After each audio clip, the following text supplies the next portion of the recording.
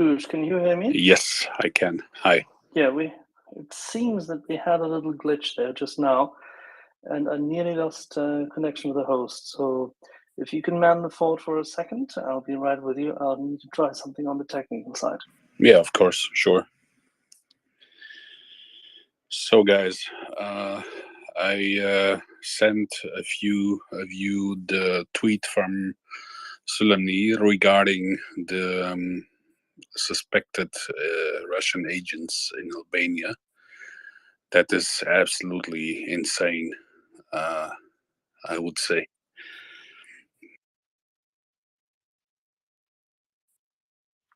As we said, it is a major provocation, not necessarily a casus belli, but a provocation. But maybe we can talk a little bit more about what happened whilst I try to fix that glitch. Yeah, Christian, are you still there? Yeah, sure. Can you elaborate a little bit more on that? Because I only saw the tweet from Soleimani, so if you read the article, maybe you can elaborate. Well, there's not much information is just coming in. It seems that the Albanian MOD has confirmed the data, and it seems that these three people, like two guys and a woman, were on tourist visas, and they were caught with, at least the articles say that they were caught with photographing equipment and such, and it seems that they've used something like a nerve agent on the soldiers. So it's Salisbury again. It looks like it, and that's about.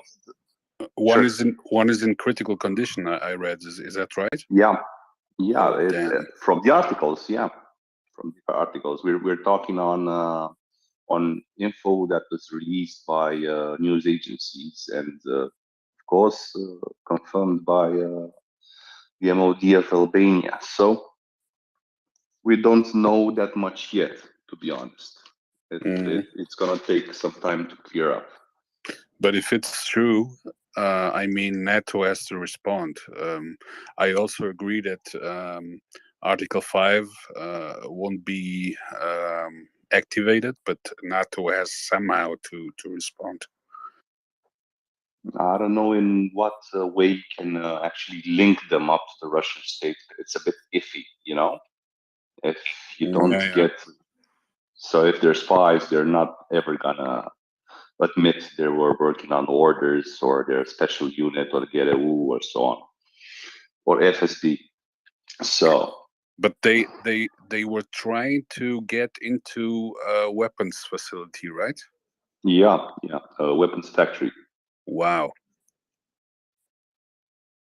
I think they've been trying to do that the whole Eastern Europe and the Balkans, sometimes successfully, sometimes not, but let's see how this develops, in my opinion. Let's just wait and see. Yeah, I mean, we talked about it a few times already here in the space. The guys are simply everywhere. If I can recall the situation that we had in Portugal, where Ukrainian refugees went to organization that should take care of them and help them in everything they need in Portugal. And the president of that organization was a Kremlin fan, and was a few times in Russia. And it seems that he delivered every single information from the Ukrainian refugees that had military family to Russia. It's just unbelievable. Yeah, I mean, like, this is what a couple of us in the world community was talking about when referring to Russian tourist Schengen visas and so on. It's not the case in Albania because, but still, if the whole West, or if the NATO countries, if the European Union countries stop permitting them tourist visas, I think it's going to be a lot easier to take care of the vulnerabilities that are in place for democratic societies. So we provide a lot of advantages in free movement and so on and so on, and we're more lenient towards freedom. And these guys just take advantage of these things. So to actually commit such crimes, see UK, see wherever they activate it. So it's full of Russian agents. It's always been since the Soviet times, and this would be a good step towards securing our security back home. You can't you just can't sift through 144 million Russians and go on like, oh, this one is good, this one is bad. No, you have to do a blanket ban, in my opinion. Absolutely. By the way, you reminded me of something. Today in the morning, I think I talked about the criminal case that I filed in Germany regarding the Russian woman harassing Ukrainian refugees in Austria and in Germany. That woman sent a video, I think today. Herm sent it to me, and she posted a video on her Telegram channel that I think she or her boyfriend received a letter from the police, German police. And on that video, she was sitting on the toilet, and she simply wiped her with that piece of paper. It's unbelievable. Yeah, it's their attitude towards Europeans and towards civilization. It doesn't shock me whatsoever. I've seen Russians do much crazier things than that. So I really hope that I talked a little bit in the morning about it, that I had a nice phone call with the police where I live, where I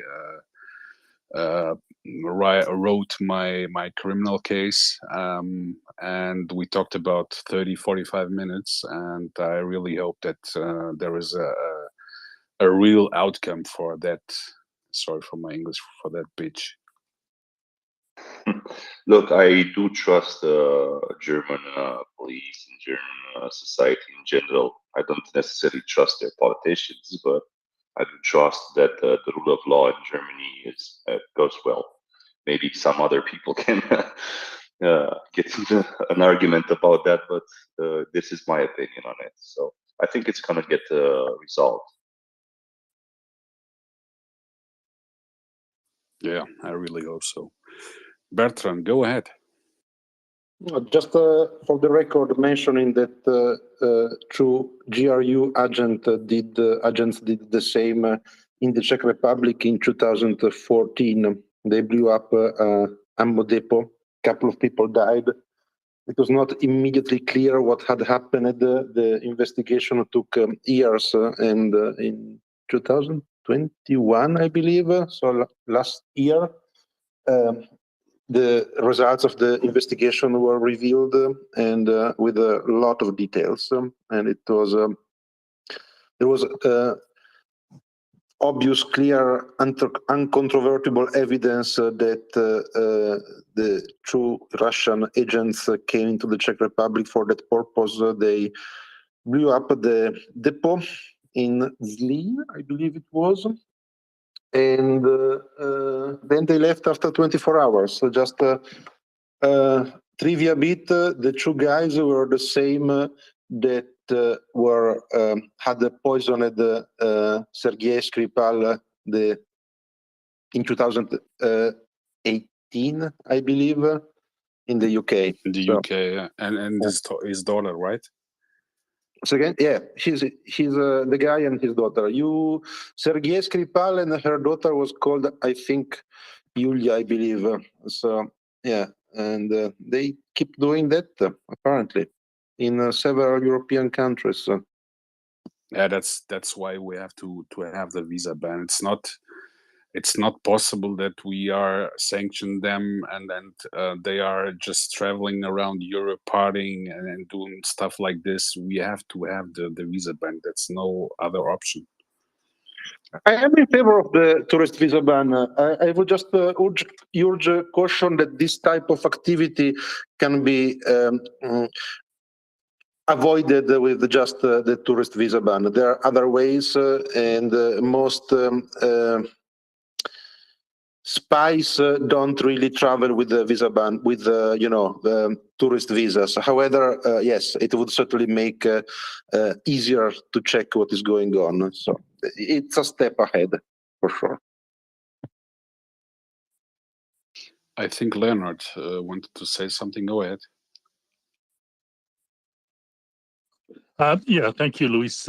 Just briefly, I just wanted to echo that comment with regard to the Skripals in Salisbury in England, and then the Litvinenko incident that preceded that, where Litvinenko was poisoned with polonium-210 and actually died within a matter of just a couple of weeks. Just miserable activities by the Russian cabal, if you will, in Moscow. And regardless of whether we characterize it as GRU, FSB, IRS, and their St. Petersburg wing, or whatever, they have sufficiently colored the perceptions and the necessary reaction to their entire state apparatus in the West that a visa ban would not be out of order at all. In fact, if a visa ban were to create such an uproar and a hardship amongst what we may say as the Russian citizenry, then let them squawk, let them speak up, let them take a vocal position and response in relation to if they deem that to be a sufficient hardship, and let the squawking ripple right directly through to the Kremlin and to the Solzhenitsyn and to Putin. And if there's any rippling and aftershocks to be felt, they should certainly be felt directly in the Kremlin.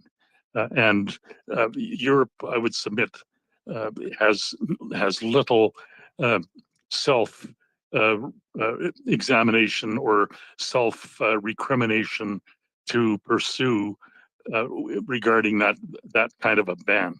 In other words, it would be a benefit, an overall benefit to Europe as a whole.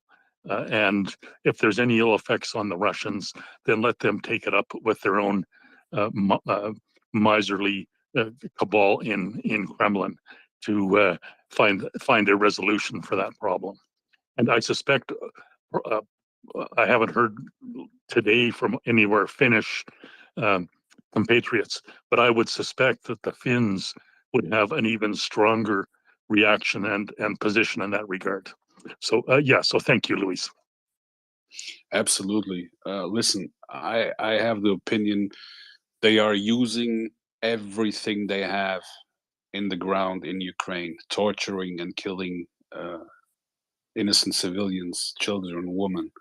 So we, as the West, should use every tool that we have in a civilized manner, I mean, and the sanctions are a tool. So we should use it. We should sanction them more, as we already have.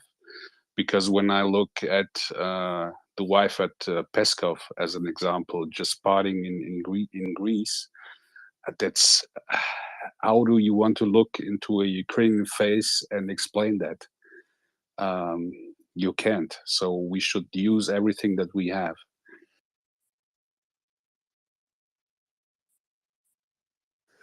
Ben, go ahead. I allow you to speak. You're most kind. I've got a question regarding the action that you're leading, the legal action you're leading. If it works really well, what are you expecting? Well, I'm expecting the maximum that I could expect is she being deported because she's illegally here in Germany. I don't know exactly if the letter that she received today or yesterday, if it was addressed to her or to her boyfriend. I know, or the data from the boyfriend is also known, where he lives, how is his name, how old is he, birthday, and everything. But the minimum that I should expect is how do you call that in English? Money that she has to pay something because the things that she posted. A fine. Yes, a fine. But if she's illegally here and she's praising the Russian forces in Ukraine, I would expect from the police and the government that she's just thrown out of the country.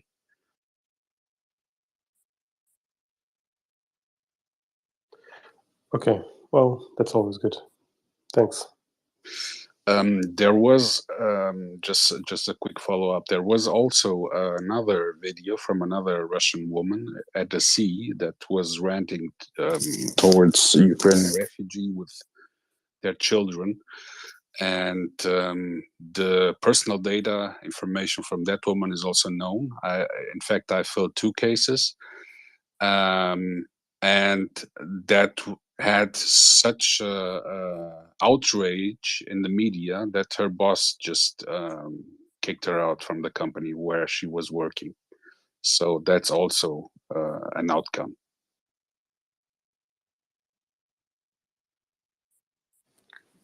Well, that's always good. Do people who Thanks a lot. overstay their visa in Germany have any protection as to naming and shaming, Luis? Absolutely. Do they? Make it. No, do they have a legal protection? Oh, legal protection. I don't think so. Good. Do they? Can we name them, and can we highlight where they are? Absolutely. Maybe we should do that. For these 2 women, the personal information is available everywhere. I can tweet about it. I don't have a problem with that because their videos went viral, and after a few hours, every single information was available.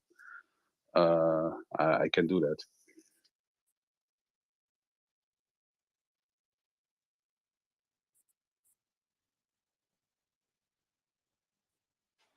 I don't see a reason why any hospitality service in Germany or Austria should accept any credit card payment or any cash payment from these people.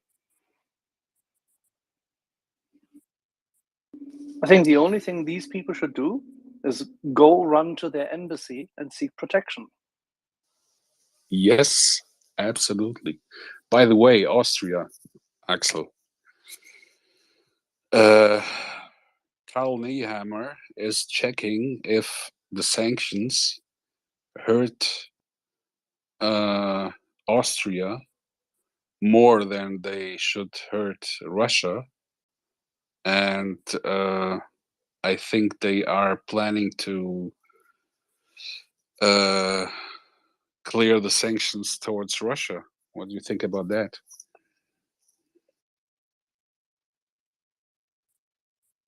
Let Austrian politicians try. I want to hear them try.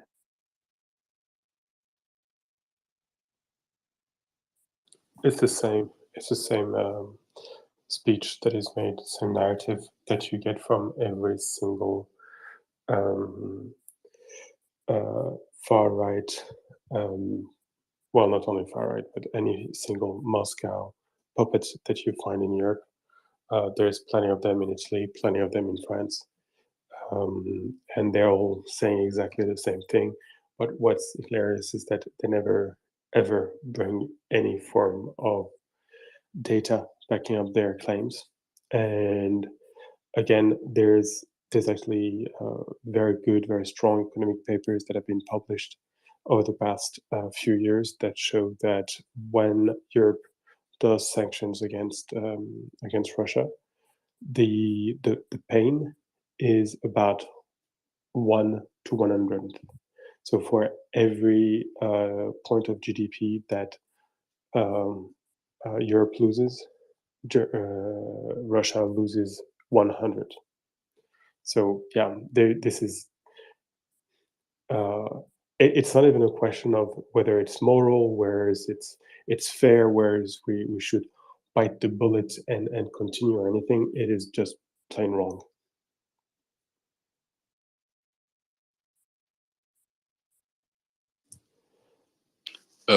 Ben, I just received something new. I will send you that. Maybe you can confirm it. Something went boom? Yes, indeed. In Russia? Yes. Yeah, we're not touching this for the moment.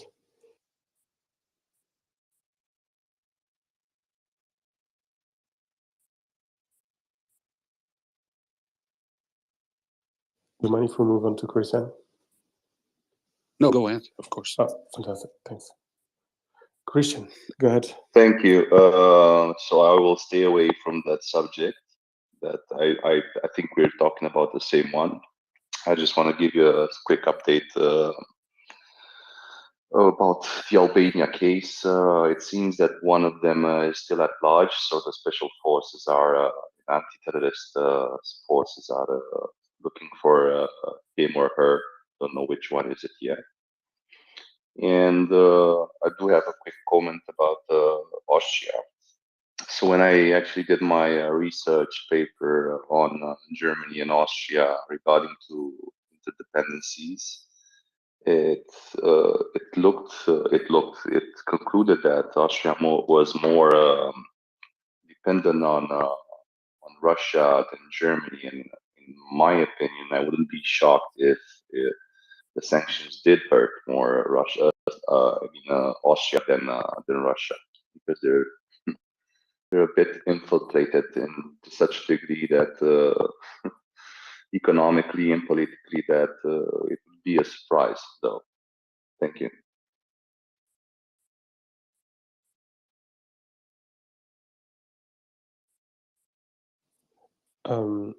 Yeah. Well, you know the subject better than anyone else. You're a professional at this. We're just dabbling in this. Puppy, I'm sorry. I thought you had your hand up. I thought you wanted to answer a question. I definitely did not have my hand up, but I can always ramble endlessly. After all, I'm Italian, so that's the one number one talent that we have. So just maybe just a quick comment. Buonasera, fratello. Grazie, molto piacere. It is certainly important to, deconstruct the narratives based on facts on the sanctions biting or not biting, and they're clearly biting, because otherwise they would, at the very least, they would not, every day complain about that using their stooges in the West. So clearly they are biting. However, even if they were not, frankly, at the end of the day, if they were biting the European Union more than Russia, right, which is not the case, let me stress, clearly not the case, factually wrong. But even if it was, it would still not matter that much, because it would still be the right thing to do. Because when a country is using its industrial and financial resources to wage war in Europe, genocidal war, then it is the right thing to do, even if it was the case that it is, biting some European countries. It is still the right thing to do, to bite the bullet and make sure that we are trying to do our very, very best, short of putting boots on the ground, to stop that military machine. That is the gist of it. And I can ramble endlessly, Ben, if you need to, but that was the quick thought without having my hand up. You're the best at it. You are absolutely the best at it. Thank you very much. Well, this time, Papi, you can confirm that Christian had his hand up. Is it a little bit of a Latin takeover tonight? I think it is. Chris, go ahead. Thank you. I just want to apologize that I didn't say what Bertrand with great elegance said. Of course, that's the case. It's even if it did hurt us more, that would be the right thing to do, and I would 1000% support it. So yeah. And by the way, Bertrand, buonasera, multi piacere. Yeah, it's in Italian, and in Romanian it's bună seara, multă plăcere. Good to know. And in Portuguese, it's boa noite, muito prazer. Well, you see, you'll learn everything on the space. You had something else to say, Luis? You were amazing, by the way, when you were leading the charge. But okay. Thank you, Ben, my French friend. Thank you very much. Indeed, I of course, Bertrand, you are absolutely right. We should do everything in our power to stop what is going on, even if it means that we, like we say in Germany, should give up some Wohlstand, some things that we have. If we have to pay the double or the more for gas or energy, we should do that. If our neighbor children is not being slaughtered, I am absolutely willing to pay that.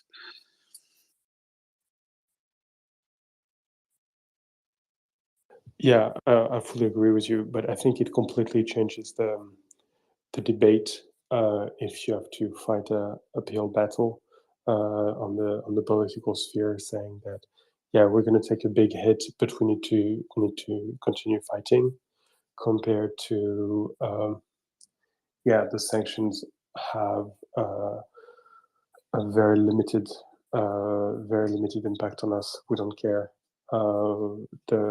We can absolutely afford it.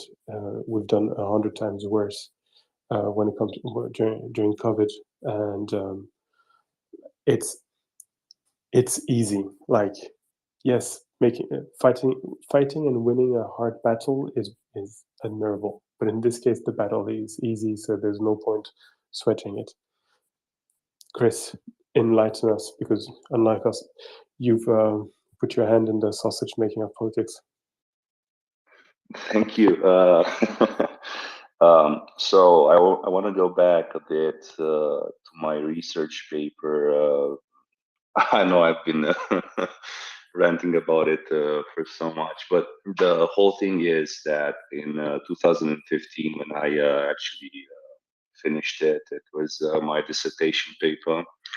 I actually concluded that the sanctions imposed after 2014 were not enough, and we should have had a harder stance, and actually concluded that because these sanctions were not enough, and the peace fund was going rampant in the European sphere or region, this would happen again. Like next time, it would be a full-scale invasion, or at least Russia will not be deterred, not economically, not politically, not socially. The only thing that Russia respects would be either be military strength, deterrence, nuclear, not only, and of course to deter them, much harder sanctions, something like Iran. So yeah.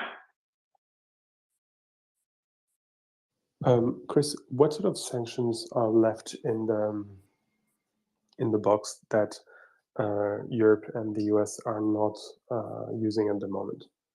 How much leverage do we still have left?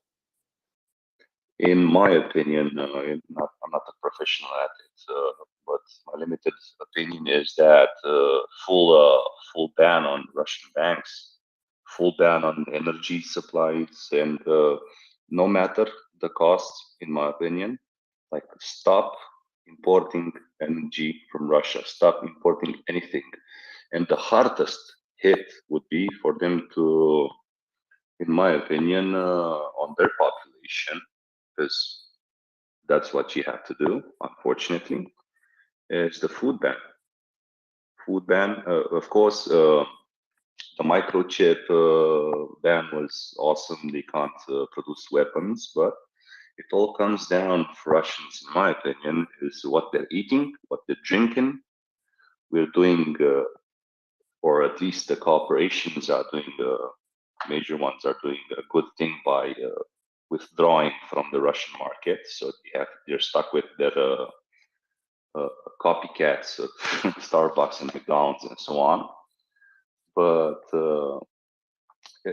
when the general population won't be able to party, drink only but vodka, or eat cabbage, because there's an interesting study that whenever Russia in the past was doing war, they would resort to cabbage a lot. So when we're gonna see this resorting to cabbage, you know that Russia is going down.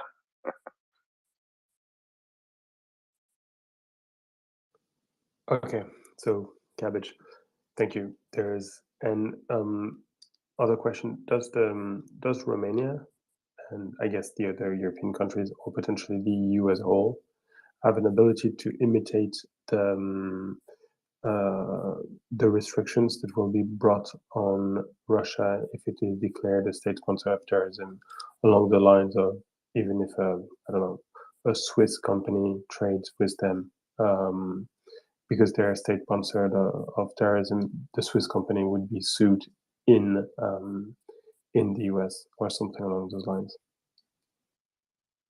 So this is a question that I can't really respond to, at least not from a political point of view, because there are a lot of gears into work on such things. But in my opinion, and the evidence shows is shown by itself that Romania basically goes along with whatever the European and the US transatlantic partners are doing. So in generally speaking, without being able to answer for the whole Romanian political system, is that I actually think, in my opinion, that we would do the same as our partners.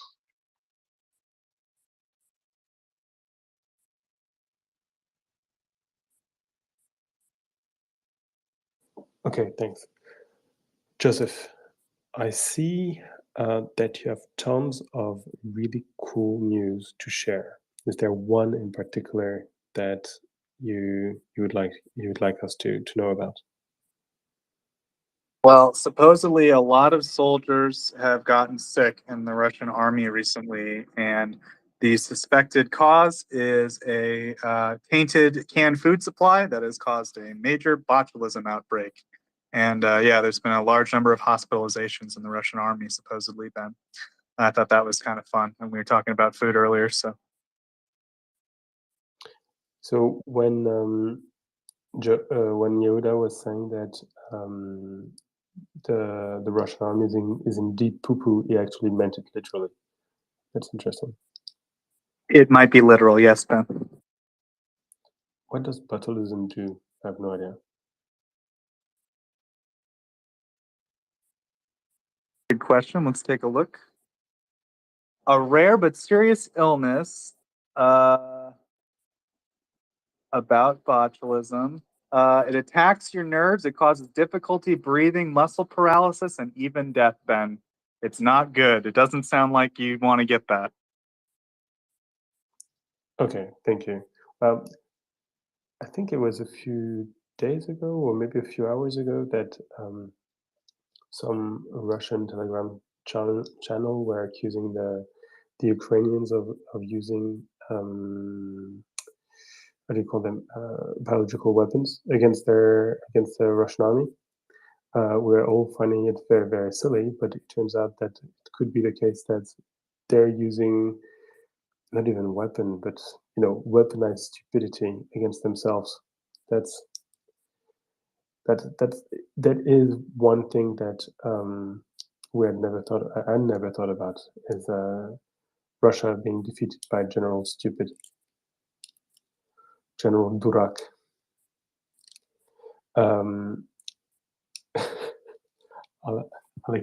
Alexandro Ivanovich Durak. Okay. Durak means something different. Damn it. Yeah, but idiot is too close. Okay, I'll look into the books to find the proper insult. Anda, you had your hand up for a while. Thank you for your patience, and thank you for joining the space, as anyone who has a question or a comment in the audience should do. Go, Anda.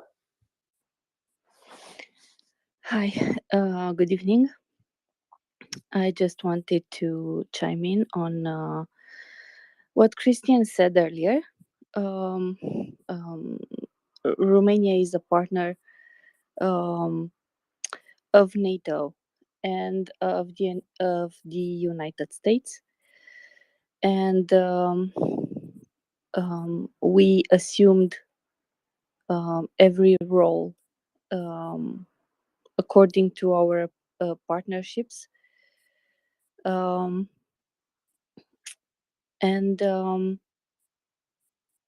To my knowledge, for example, about sanctions, in April, we decided to stop importing gas.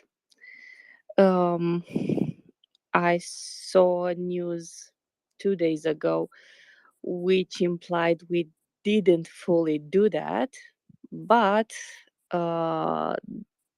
probably we upset Russia with something because they cut it for us. So for the last 2 days, the only gas who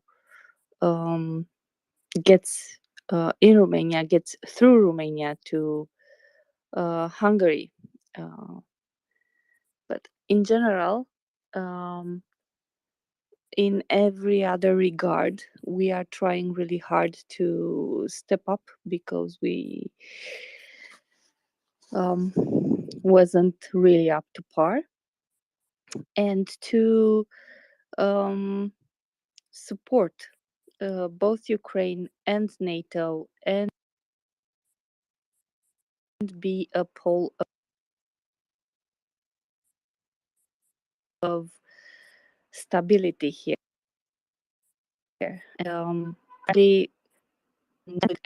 Really pleased with our Minister of Foreign Affairs, who is really doing a very good job in representing Romania in trying to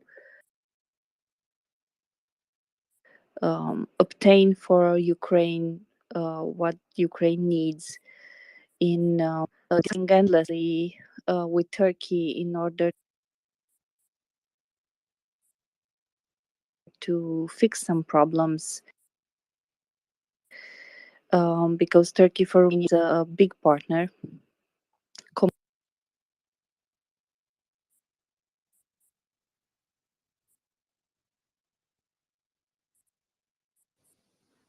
We losing Anda, Ben? Yes, totally lost her. I'll drop her.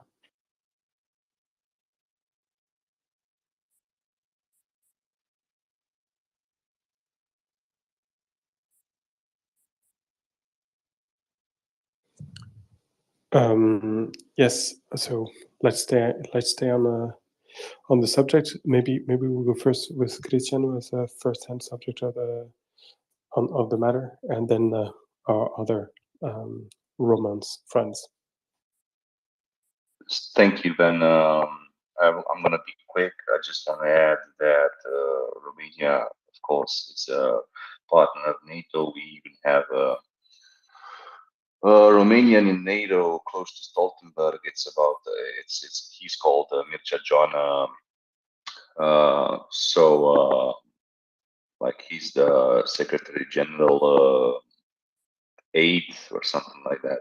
I can't find the English word for it right now. But the point is, Romania has in its carte blanche, the security and defense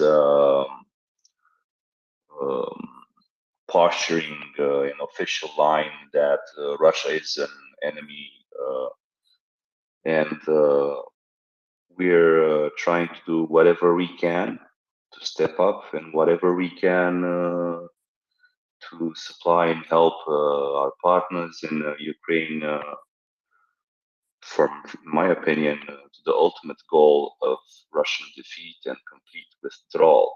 So, yeah, thank you.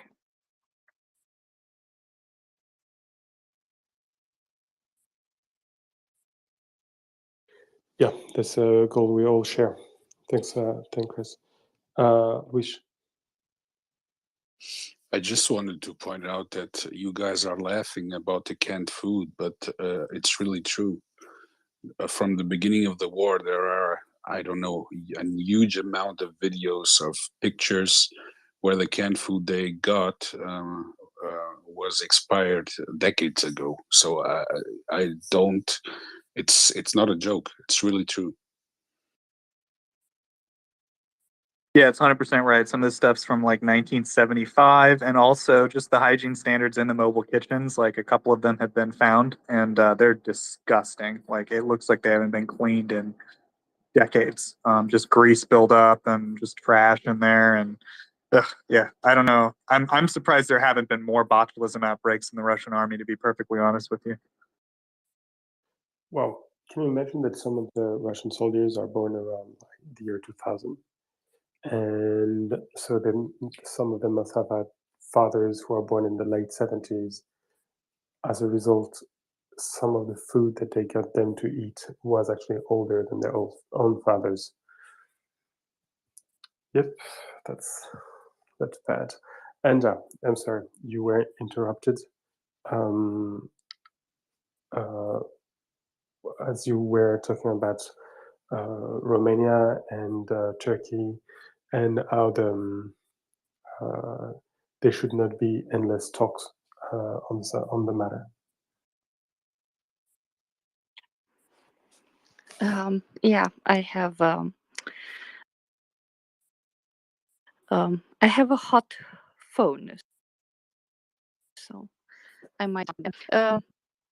What I wanted to add is that we are trying really hard to update and improve our NATO bases. We have two NATO bases in Romania. One is the Gogolnicianu Air Base, which is close to Constanța, and the other one is somewhere in Brașov, which is in Slovenia. It's called Cincu. There is a very good, and it's updating. It's a work in progress.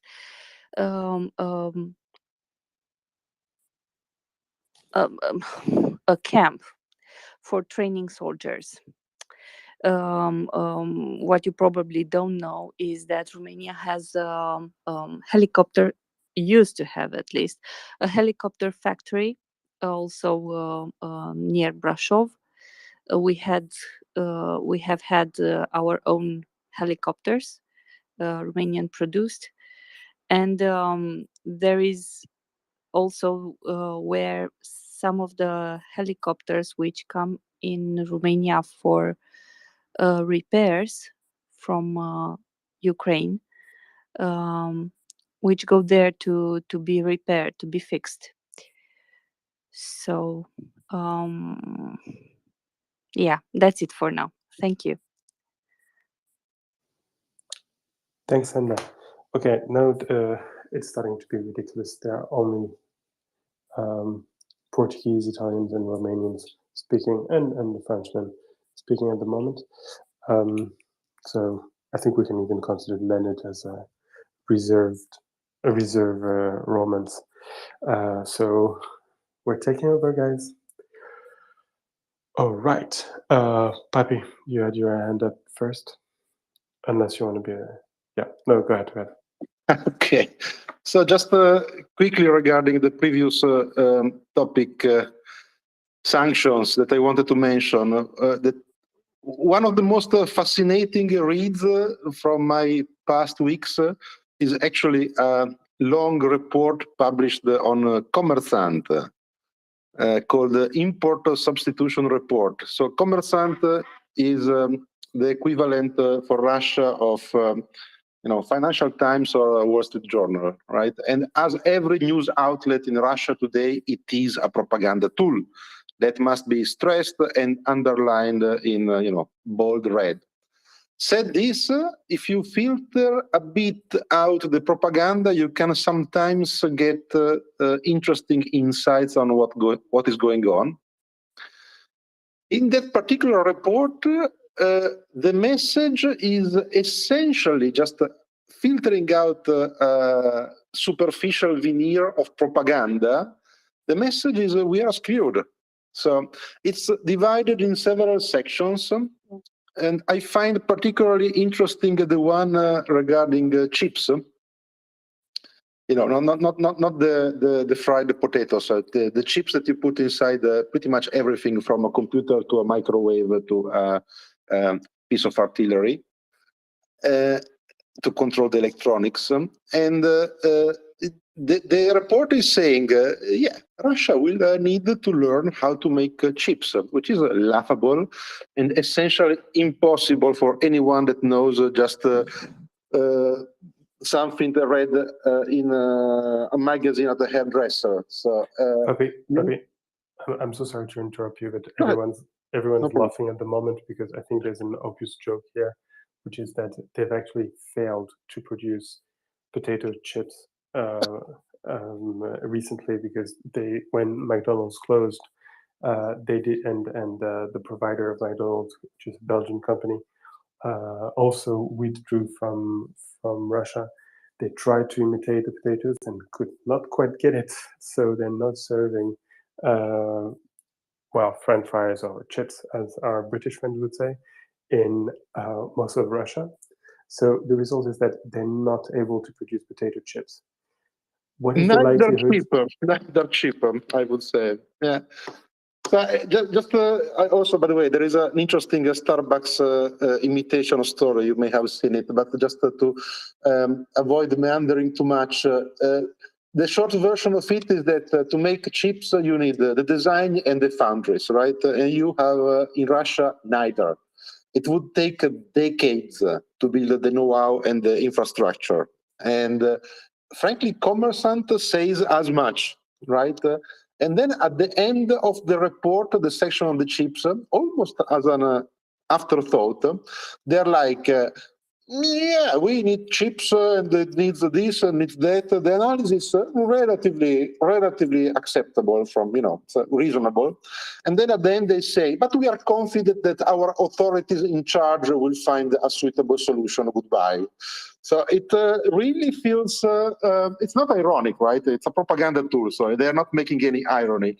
But if you read it, it really feels ironic. It is absolutely, completely obvious that there is absolutely no chance to produce chips in any reasonable time frame. And for anyone who is interested and able to, again, filter out the propaganda, that's important. That is a very, very interesting read. All I wanted to mention.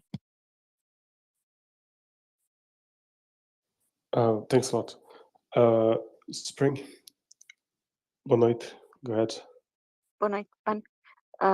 Good evening, everyone. I was just to highlight that to wonder that they are doing, the Romanians are doing what they can in terms of NATO. We have Portuguese troops in Romania, so we are working together with the Romanians. So I think it's important to highlight that. But what I wanted to tell is that today in the Spanish newspaper I sent it to you, Ben, the amount of gas that the European countries have in terms of storage.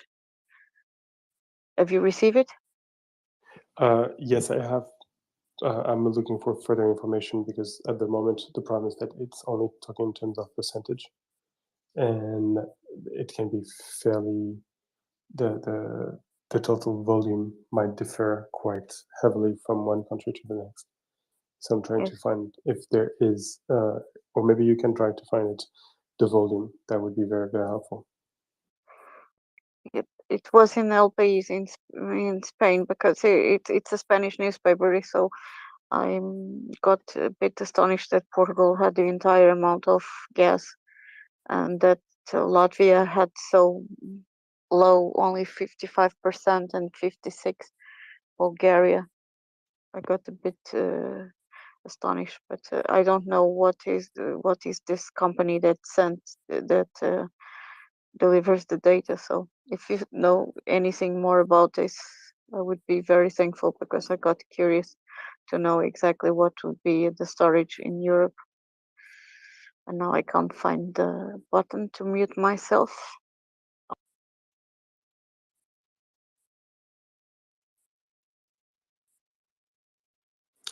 Okay, thanks, Frank. Yeah, we'll look into this. Again, it entirely depends. If Portugal is traditionally a country that has large access to LNG import, for instance, they may not have felt the need for a very large stocking capacity, and as a result, well, maybe it's very easy for them to reach 100%. I don't know. Okay, there used to be a few hands raised. Then can I just go before that? It was that a curiosity about France is that Spain is exporting a lot of energy to France right now because of the electrical energy, because of the problem with the nuclear power plants and the warm weather, that they can't use it completely. Yes. It's one of the things with the European grid is that it allows some countries that are facing a deficit in electricity to rely on those countries that are not. There's quite a lot of movement going around. Traditionally, France is the largest exporter of electricity within the EU, a lot of it going to Germany, and sometimes all the way to the Scandinavian countries. And at the moment, as you mentioned, due to some problems, there are nuclear plants as well as hydropower. France has stopped exporting electricity and is replaced by Sweden as the main electricity exporter in the Union. I wanted to chastise a little bit Pape, because this article about substitution is actually very old. It's not a regular article either. It's for some reason an article that they pinned on top of the Commerçant page for weeks and months actually. It's more than a piece of propaganda. I think it's actually advertisement, partial editorial advertisement, something like this, paid for by the I don't know what to call them, the Russian Konfindustria, the association of Russian employers and industrialists that paid for this piece. So it's not a real press article, even by the standards of the Russian press. They had to flag it as special.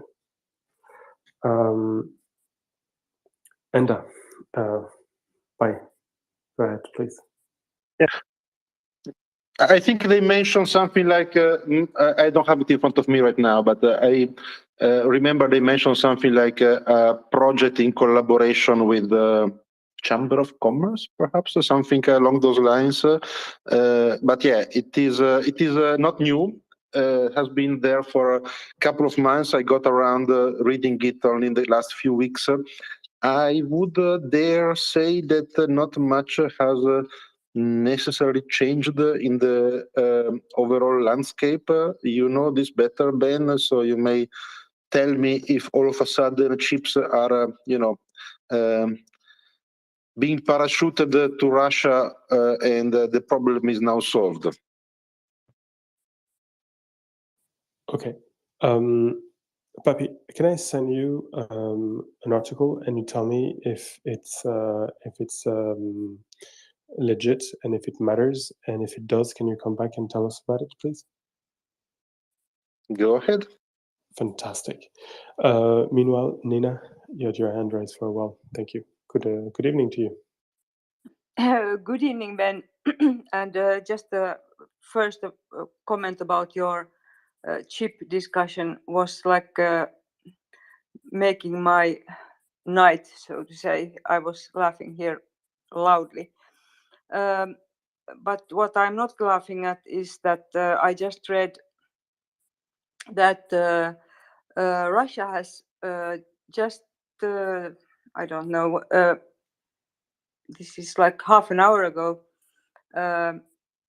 told that it has evacuated within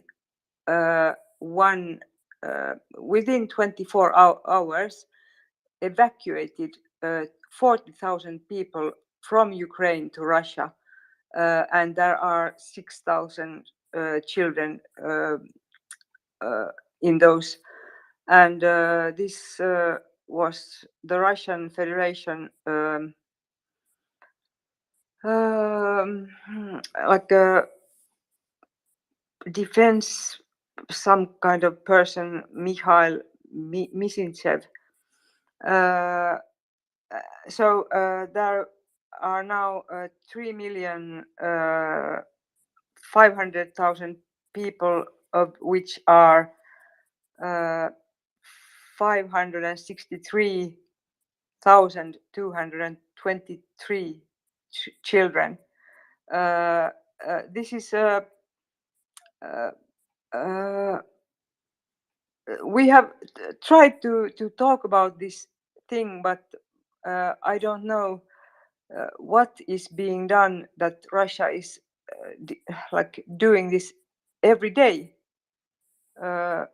What can we do? I don't. This is just like if my granddaughter would be taken away, I would. This is devastating thing.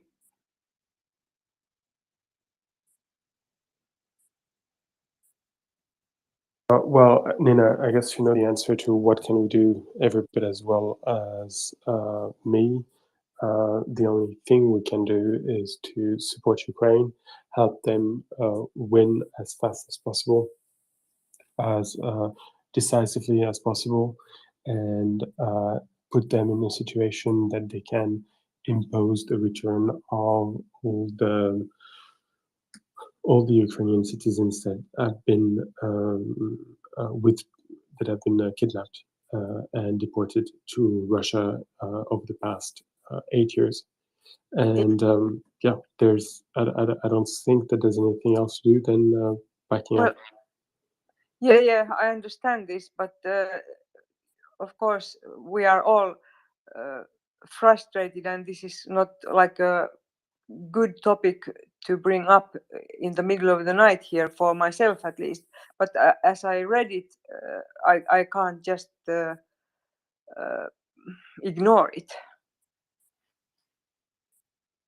Yes, there's something which I'm not exactly sure to have fully, how can I put it, matured this reflection, but there is something in which I find solace. It's the very size of the deportation that is being done. So I made a very quick calculation the other day based on, and I'm sorry to say it, on Wikipedia data regarding the number of people who live in areas. Sorry, the number of people who in 2014 used to live in areas that are now controlled by the Russian army, and I was getting to somewhere between 9 and 10 million. So if the 3 million plus people deported is correct, that means that they've already deported 1/3 of the population currently under their control. 1/3. This is enormous, but this is also too enormous either to forget or to hide. You can hide 40,000 people within the immensity of Russia. 3 million, it's starting to be very, very difficult. This is 2% of the Russian population, and Russia doesn't have any of those massive mega towns similar to, I don't know, Mexico City or Tokyo. They cannot hide them so well that they cannot be found. The very dimensions of it could be the limit of the ethnic cleansing process that Russia is currently conducting in eastern Ukraine. Yes, Ben, and I'm just thinking also that we don't know what happens to them when they are taking them there. We don't know if they are killing them, torturing them, what they are doing to them.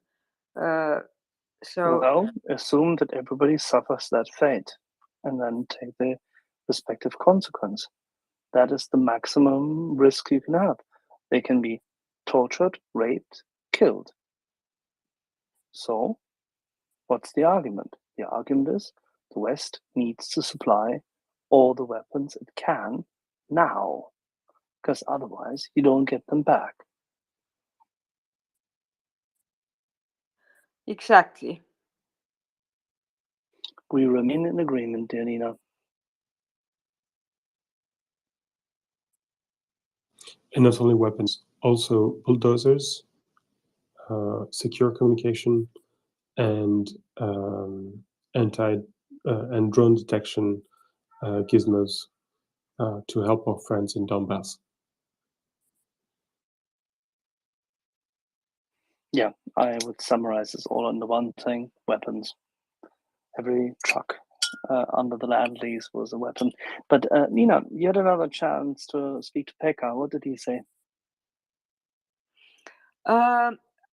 I talked to him about actually scheduled an interview for this documentary, what we are doing, and I will talk about the topic of also mentioned, not in this documentary, but I will ask him about trying to get our defense minister here, but I'm not sure if it's going to happen, but I will try. Yuka is working on defense minister. Okay, so I will not be working on...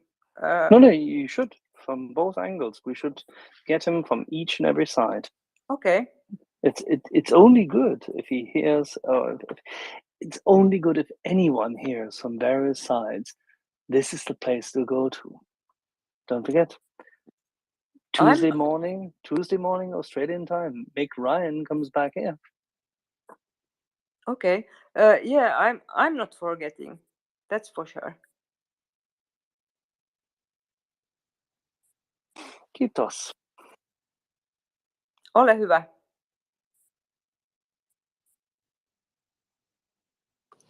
I'd like to point out to my Latin friends that we're facing, as usual, Viking invasions, but we'll fight them off. Barbarians, and please go ahead. Sorry, and Nina, you know, of course, I love you, but please go ahead. Yeah, answering. Okay, my mic is finally reacted. Okay. Yes, I have a moody mic. So I wanted to add 3 things on 3 topics because as I'm listening, I'm reading. One, it's about energy, and I think it was mentioned previously in the space. But a month ago, there was some. So the Ukrainian and Moldavian electricity grids were synchronized with within the European one, and practically Ukraine can start exporting electricity to Romania, for example. And that was one thing, because you talked at some point on electricity. I see Terry waving, probably has to add on this, and maybe I can let her go on this topic, and then I will come back on Cinku training base, NATO training base in Romania, because I have some anecdotal, purely Romanian stuff on it. It's a fantastic place, Zander. It is. It really is.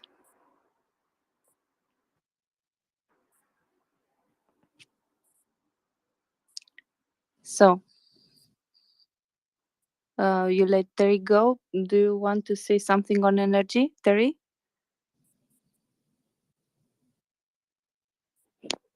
And no, I'm sorry, honey. It was a different subject. I hope you don't mind. Nope, no problem. Okay, I was on earlier this morning, and my phone kept cutting out.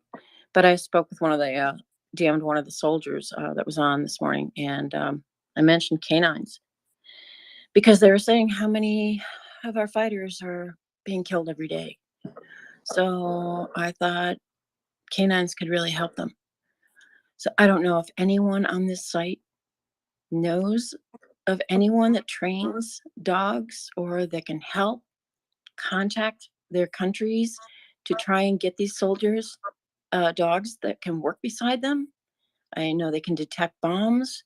I know that they can save lives. So I think that might be a good idea. And he said, yes, we could use them. Well, I think we can generalize this a little bit. And first of all, add the fact that the Ukrainians themselves are doing a bang-up job.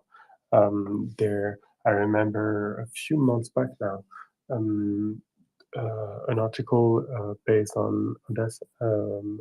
Yeah, talking about Odessa and how tons of Ukrainians were being inspired by what's his name, Patron, the sniffing dog, and they were training their own dogs to become bomb sniffers. So I think the Ukrainians are on top of it in that respect. But more generally, any help that you have at your disposal and you think you can send, especially if it's in large quantities, people will be very interested. Like if you have, I don't know, I think in the US a lot of police departments have APCs. They could be useful. Anything night vision goggles, that can be useful. Maybe you haven't used them in your daily police routines recently, and you have 30 sleeping on the shelves. We'll take them. So yeah, anything in particular. I think dogs must be very helpful. Also, particularly complex to transfer from the US to Ukraine. But that is one other aspect that deserves to be looked into. How about NATO? Do you think NATO can help out there, or would they? With dogs, NATO has birds, but no dogs. Okay. Yeah, I figured it would be hard to transport them from here, that they would probably have to be trained by the military because of bombings and all. I just thought it was something that might be able to be looked into by anyone on this site. And I'm going to dig into it myself and start talking to senators and governors and who knows, NATO and whoever I can. I'm going to reach out. Okay, and well, add bulldozers, armored bulldozers. They're also very helpful. Ben, I didn't understand you. What are they? Bulldozers. You know the dozers, the thing that He push means earth. caterpillars. Oh yeah, sure they would. Yeah, they would. And the night vision goggles for sure, or whatever they're called. Yeah. Okay. I'll Thanks. mention. Thank Fantastic. Michael, I may have mistaken you. Michelle, please go ahead and welcome on board. I've never seen or heard you, but I like the picture on your Twitter page. So go ahead. Our friend from the Czech Republic, Budik, Mr. Budik.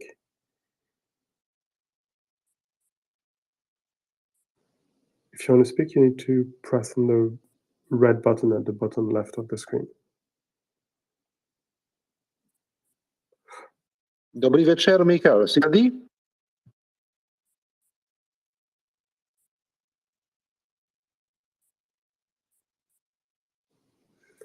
Yep, you showed off in vain.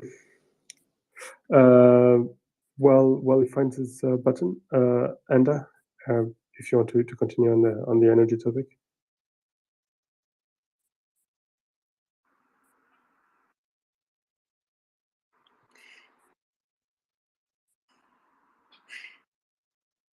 I hate my I hate my mic. I hate my mic. Okay. So what I was saying Then you need to is get another boyfriend if you hate your mic.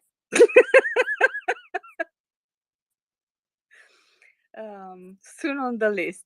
So what I wanted to say is that 2 days ago, actually I said that 2 days ago, Russia cut the gas transiting delivered to Romania, and only let the gas who is transiting to Hungary.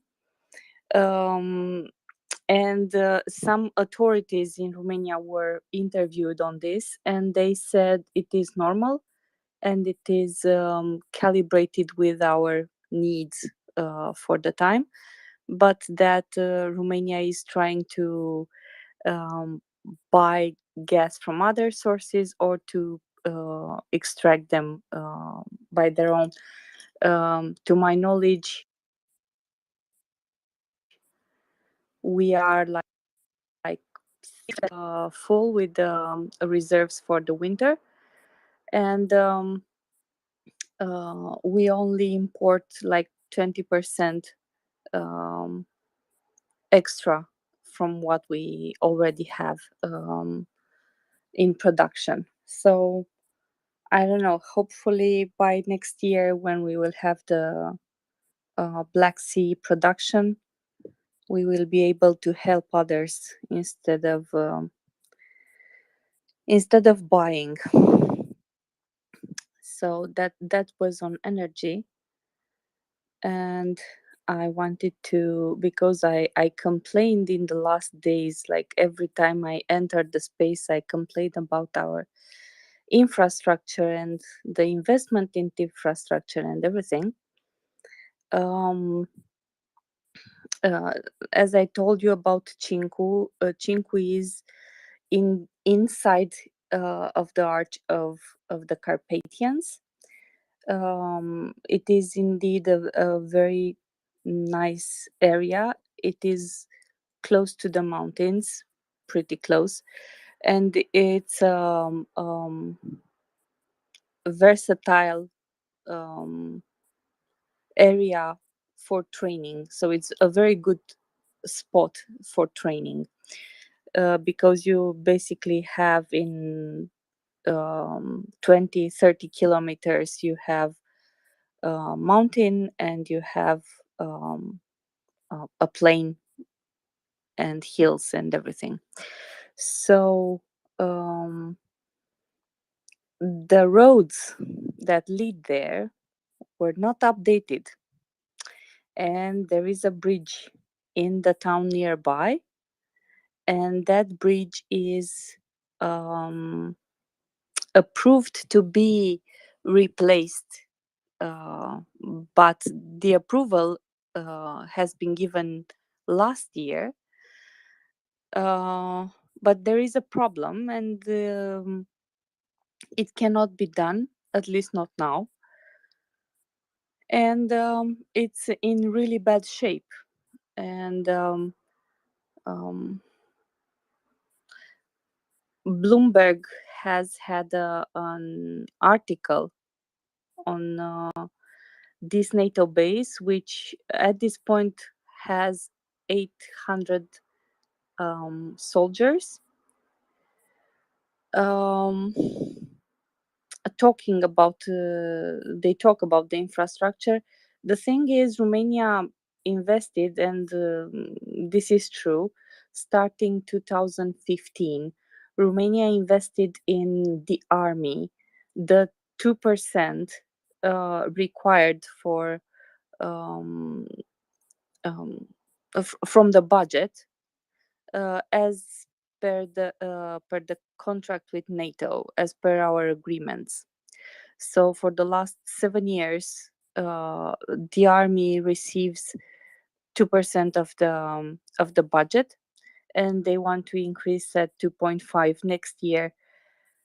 But the infrastructure in the area, and basically in many other areas in the country, is not great. And this is a problem when you transport heavy equipment, because one, the roads are narrow, two, they are not in good shape, so you cannot travel fast, three, they are civilian roads, which means you have other people going back and forth, which slows down the transport. And this was proven in a NATO exercise 2 years ago or 3 years ago, in February 2020. In 2020 was the exercise, in which they had to cross Romania from north to south and from west to east, and they realized the times, the estimated times were not reachable, so they had to adapt that. So this is about Cincu. The people in the area are really happy, because that area and Brașov area used to be an industrial community and an industrial city, and it kind of died down after the revolution. And the average salary is way below Bucharest, for example, or Timișoara. And for them is a good opportunity. So I hope they will push to fix the infrastructure. That's my hope. So yeah. Thank you for your patience. No, that's fantastic. I'm sorry, But do you Domin know is not- Ben, do you know what Cincu means and where it comes from? do you have a guess? Under. What's the original name of the village? I don't know. Groß Schenk. Oh, Indeed, in Cinque Mare, yes. Indeed, in the area we had a lot of German population, and we still have in the, and I understand it means some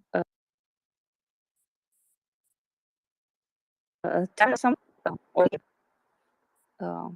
Exactly. Schenke, tavern. You're absolutely 100% spot on. It is the place where roads met at that time, and therefore you had to have a tavern to change your horses and feed everyone. awesome. So, What I wanted to, oh, sorry, go ahead, Anna. no, you go. Okay. What I wanted to tell you that it's very, very unfortunate Domin is not around, because this is one of the things that really gets me excited. The of the past, I don't know, 500 years, something like this, 300 years, most of, at least since the invention of the railroads, the bulk of transportation was financed by state in to a great extent, and they were interested in east-west communication a lot more than with north-south communication. And so there is a tendency for lines of transit to be quite poor in the north-south direction. He talked about it Where quite a in few times. France? It so happens that no, Not in Germany, not in that region. Brașov was one of the richest regions of all Romania for a time. Yeah, but the communication between, say, Romania and Poland is quite poor. Domin was giving examples of, how long it would take to go from, I don't remember, Warsaw to Strasbourg in France, or even, Belarus to Strasbourg, and it takes you 3 hours driving. And on the other hand, if you want to Have you looked at the mountain ranges to the north of it? Then you know why. Romania was not ever working with Warsaw because there were no road systems going there. It made no sense. It had to go either west, that's why they communicated and worked with those in Hungary, and Christian can talk to you about it, but certainly not through the mountain ranges into what is then today's Western Ukrainian territory or Lviv, which is why there was no influence in that regard. Christian, please. Sure, that's the case. For example, without going too much too far back in time, the only, let's say, business we had in Poland was between the Great Wars, where we tried to do the so-called alliance cordon sanitaire, but basically, yeah, it was east-west and more from Wallachia, from the southern region, from the old kingdom, towards Transylvania, which was occupied, and I like that word, by Hungary and later Austria-Hungary. So basically, we had no business to do with Poland. So what I wanted to add about Brașov, yeah, Brașov used to be really important, and then has been for a lot of years, a couple of 100 years, really important business center, really important crossroad center, and it's still now with the Cinque NATO base, and Ben would be happy to hear that it's currently overheaded by French troops, and the French are really doing a lot of work right now to set it up for the French troops there.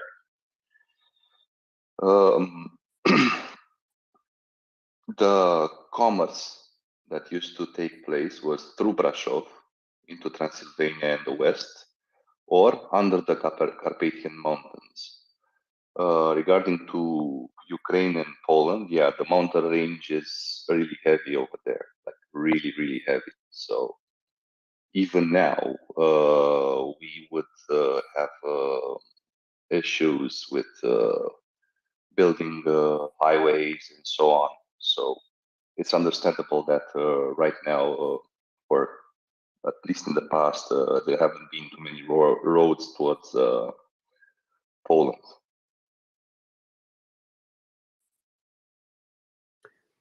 Which is why the road Sebesh, Deva to Timisoara was absolutely massive as a build out. Exactly. Yeah, we can give some lessons to the descendants of Napoleon, no problem. Well, it's interesting using the word of Napoleon, the name of Napoleon. Do you know He what never managed to get there. Yes, but do you know what language the masts of the French fleet in Trafalgar were speaking? Sorry, what? The mast. Do you know where the mast came from? The mask? The mast. The things holding mast. the Mast of what? of the French ships. French ships at mast? I thought you'd just flag your colors. No, they had mast. That's where the English used those. What did the French Navy do? I mean, remind me, and when, and how? Okay, that's not the point. The point is telling you that those Oh, you had a masts. navy. Sorry, apologies. I apologize. And not only that, but we had to rebuild it on a fairly regular basis.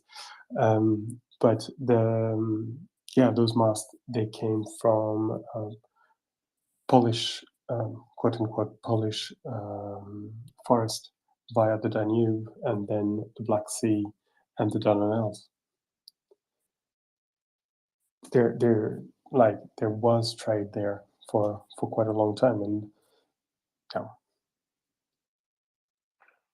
It came through.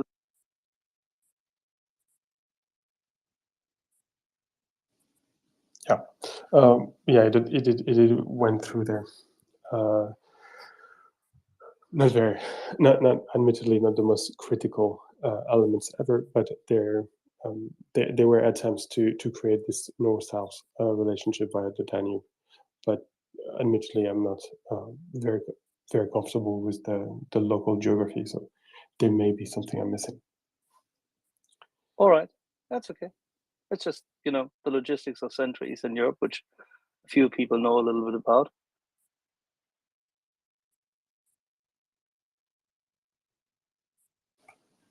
All right.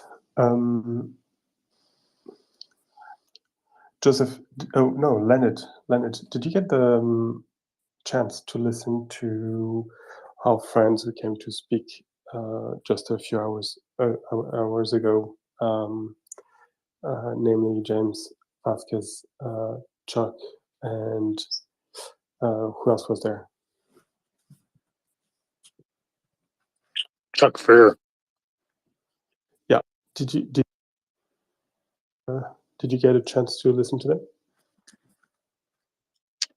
Yes, actually, I did get a chance to hear that, Ben.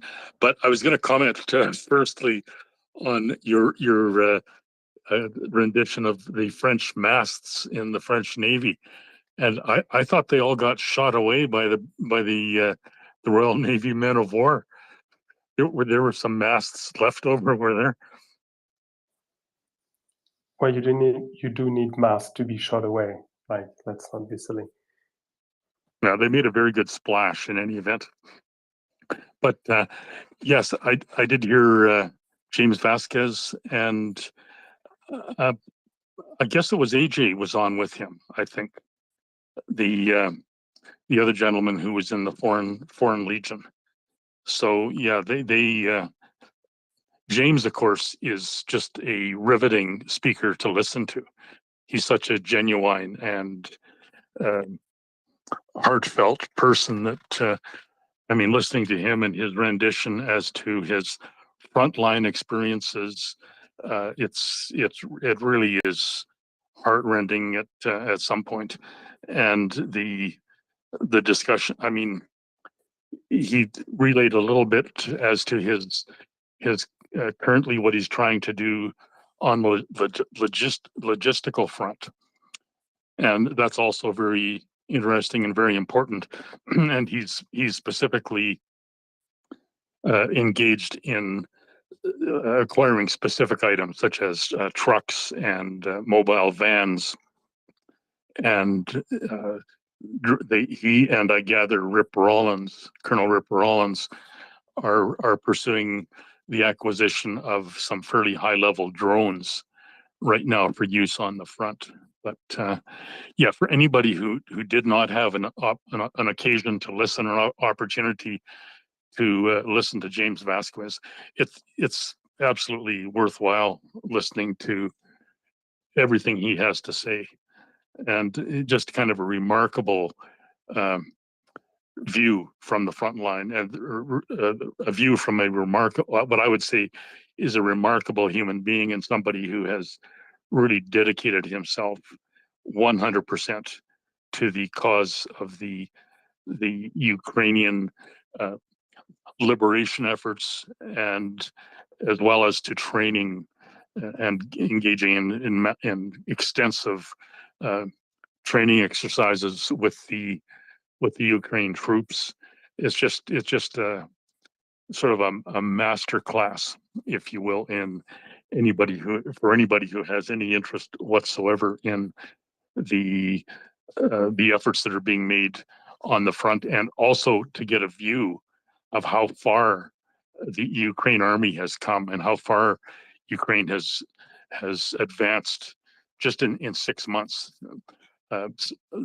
starting essentially from, comparatively speaking, a standing start, and how dramatically they have improved their expertise, their capability, their capacity, their materiel, everything pertaining to their execution on the battle space. It's really a remarkable insight into all of those factors.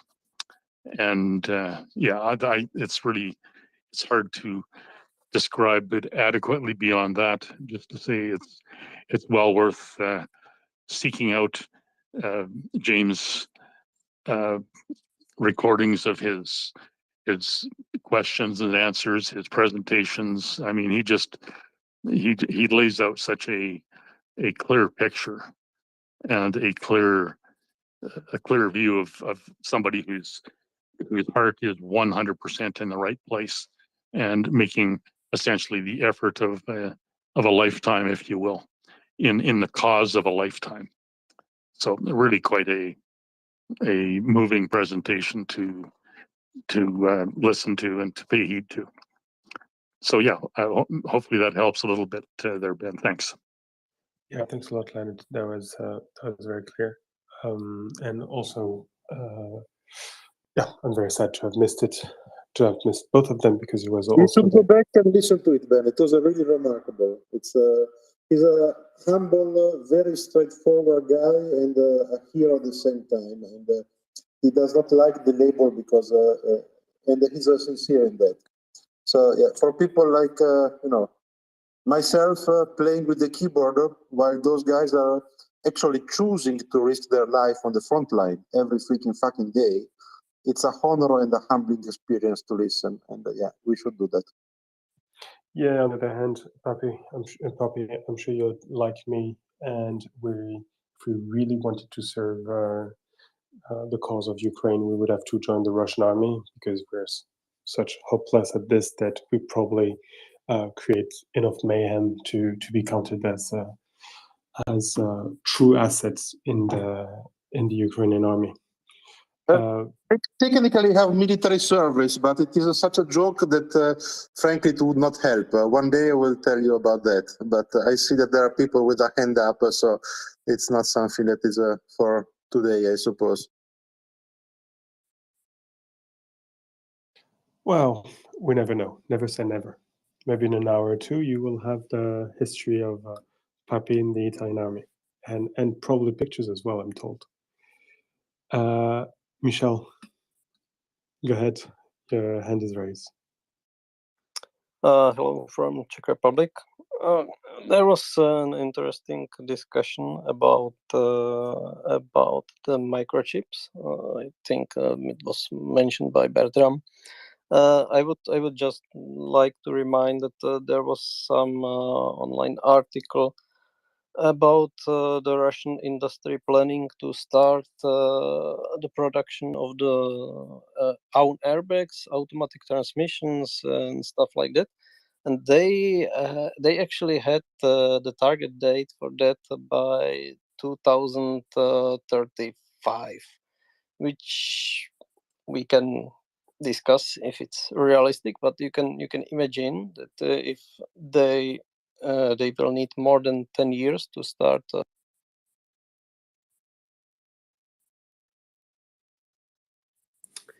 think we lost Michal. Michal, can you hear us? Yeah. If you want to impress a Czech person, you should say Michalko.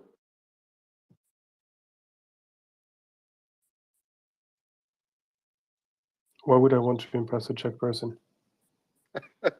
Well, Michal, yeah, Michal, we suddenly stopped hearing you, so maybe you can re-request and come back. But yeah, he's right. There's a lot of announcement at the moment in the Russian press about whatever, where we're going to start importing tomatoes and we will grow tomatoes by 2027. We're going to stop importing extra parts for whatever part of a car, and it will work by the end of 2032, etc. So there are so many efforts being made at the same time, efforts which I'd like to underline have completely failed over the past 30 years, but now they're going to work. And that it's just plain silly. And on top of that, we all know that even when they do work, those things tend to have massive delays. So if their deadline was 2035, even if it was to work, we're looking at what, 2045, something like this. By then, Ukraine will probably have space lasers to defend its borders. Michal, I'm sorry, you were interrupted by Twitter, not by me. I was told by someone who knows Czech people very well that you were quite angry when this sort of things happened, and the only way to calm you down was to call you Michalko. So Michalko, please go ahead. We heard you until 2035. Yeah, okay. The point I was trying to make is that if they need so much time to start production of, let's say, kind of simple things, there's very unrealistically to expect that they will be able to start the production of the microchips. It's like almost nonsense. So this is what I want to say, that the sanctions are important. They are necessary, and they will really hurt the Russia, because they will be losing a lot of important things they are not able to reproduce in a reasonable time.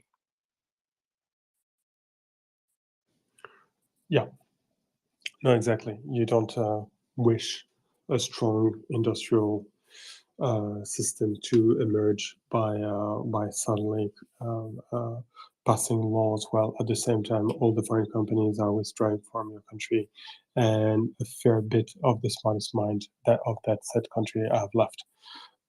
This is just I don't know. I don't want to say pathetic, because they're too evil to ever generate pathos. But yeah, it's laughable, and the way they're conducting the whole thing is laughable. But Poppy, if you have another reason to laugh at them, please go ahead. I was just going to ask how many cheap foundries are there in the world?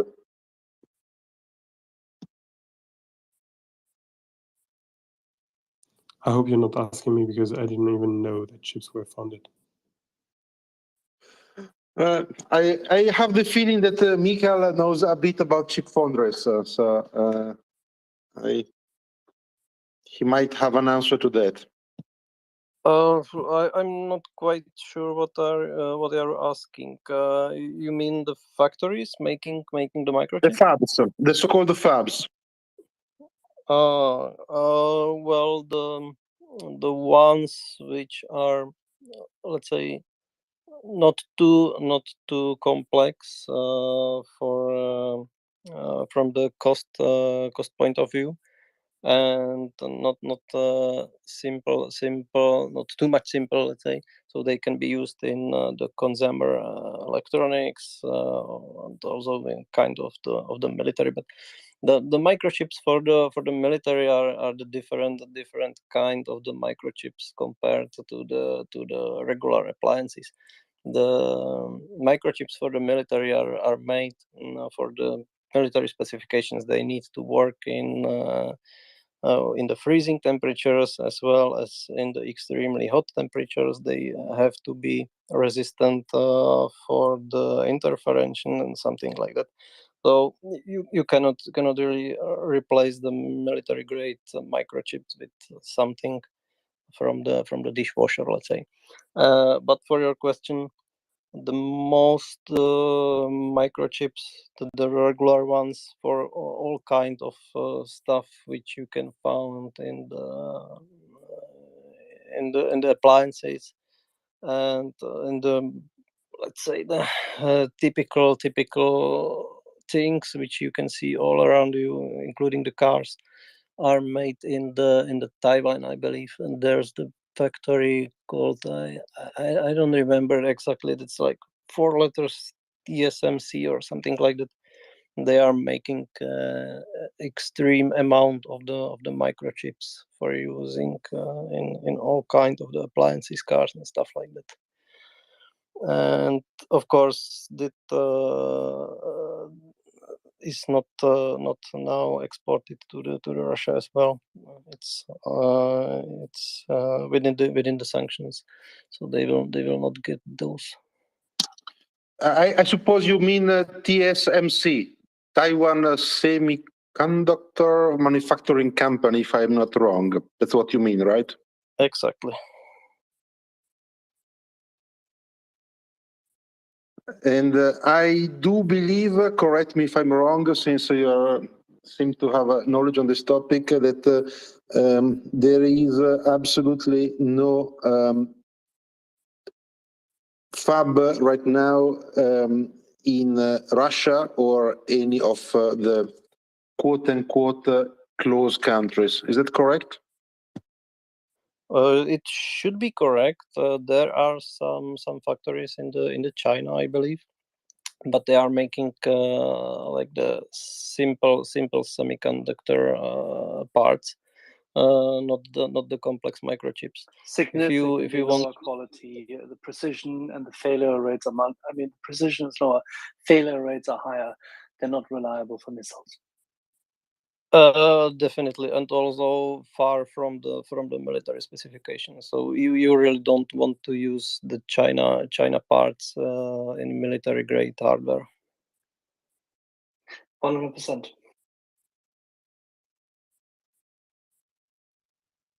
Dziękuję moc. Prego. What happened 3 months ago? You could have said Yikimots. Yeah, you speak Czech too, Axel. I am getting a bit jealous of your language abilities. I'm just drinking wine now. Jak se máš? So far, so good. Yeah, I did learn it once. That's a long time ago.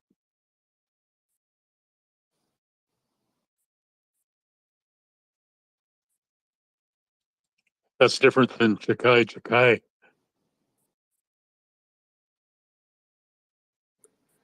Axel has a very long and complicated life. I think we should open a special space without it, and 6 months would barely suffice to cover it. And Says the man who has a Caesar avatar. Yeah, and I'm strictly talking about his personal life. His professional life is boring, as you can see from his Twitter page. But his personal life is amazing. Why do you think he learned all those languages? Anyway, but Albanian. Do you speak Albanian?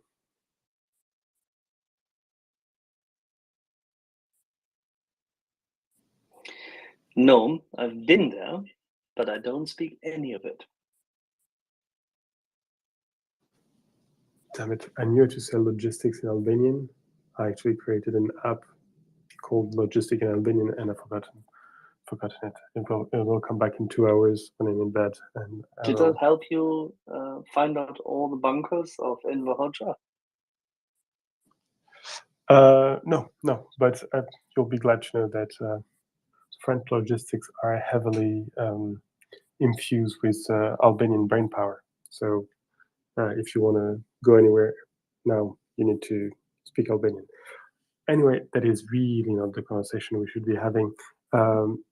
I had a lot of DMs, and most of them were not talking about Albania, but we talked about Albania about 2 hours ago, and I think it's not a bad moment to return to it.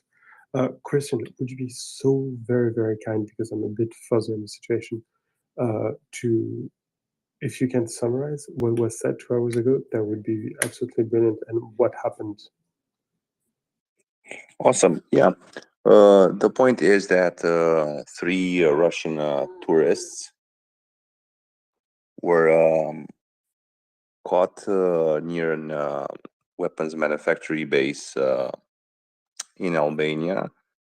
They injured 2 soldiers, Albanian soldiers, and I'm not up to date with the latest news on it. The last time I looked, one Russian, presumably agent, was still at large, and the anti-terrorists and security forces of Albania were still looking for him or her. Basically, they already have their names for Mr. Grozev to do a background check on them. And they have their car, which unfortunately was licensed in Ukraine. And that's the latest thing I've got on it. And do you have some information about the state of the Albanian soldiers? Unfortunately not. What I do remember from the articles is that at least one was in serious condition, and it looks like they were attacked with some kind of a nerve agent. A nerve agent? Gosh. Yeah, like they were sprayed, like in the Skripal case.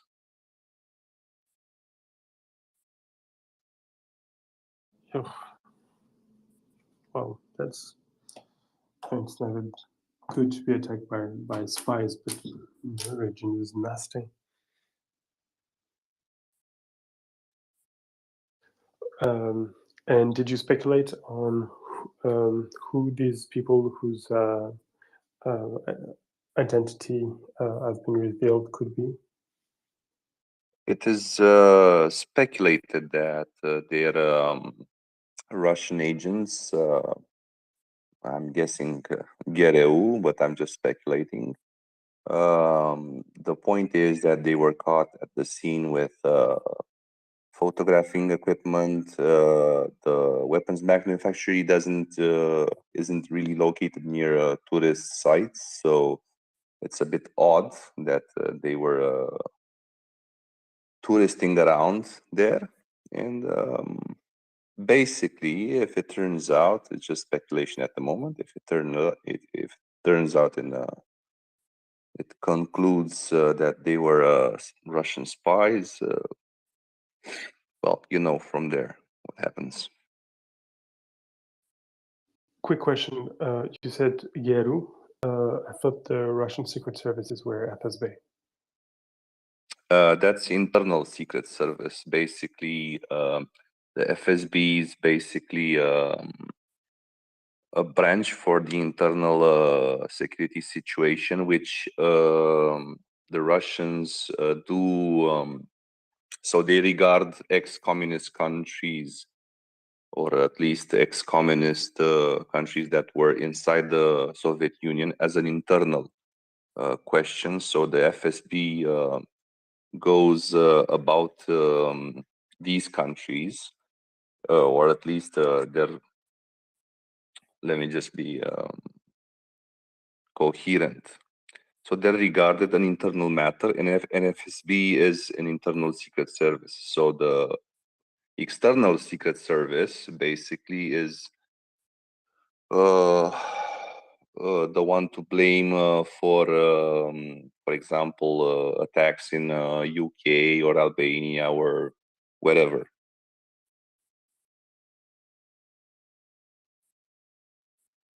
From what I know, and I'm not an expert on it, the GRU is basically the military secret service. So it does have access to external threats. Okay. Do you mind if I continue asking you very naive questions? Oh, sure. So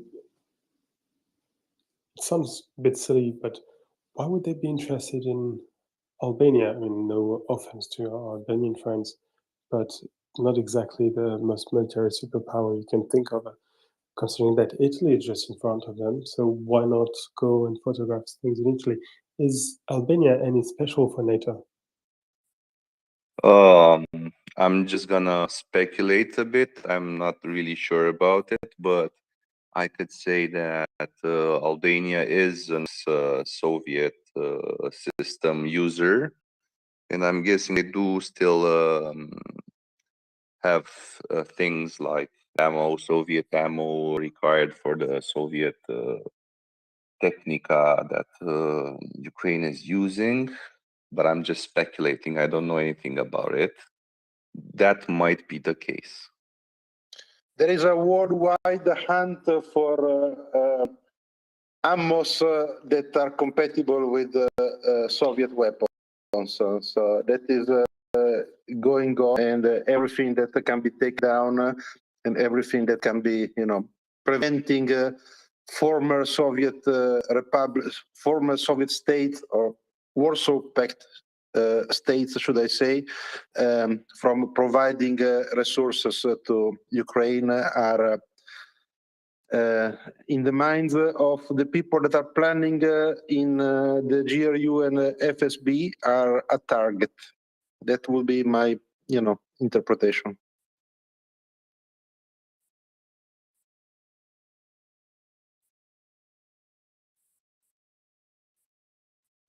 Sorry, my screen froze for a moment. Yeah, but okay, I'm going to ask you a slightly less naive version of the question. For those of you saying that Albania was not part of the Warsaw Pact, it's perfectly true. There was a break-off of Albania with the Soviet powers. When was it? In the 50s? Probably somewhere in the 50s. But they were probably using Chinese artillery, which is the same caliber as Russian artillery, so that would still work. Assumption, but that would make sense.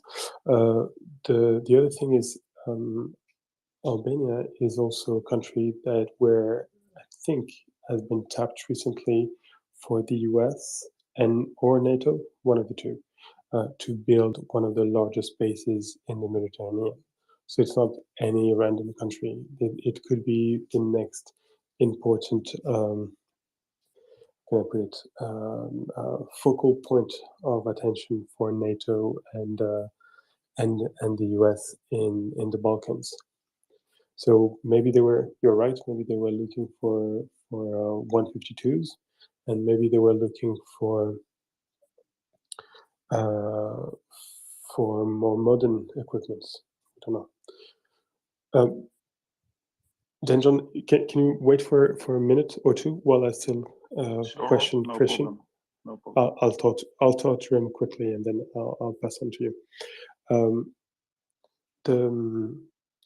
Do we know the route that for instance, the HIMARS are taking to reach Ukraine?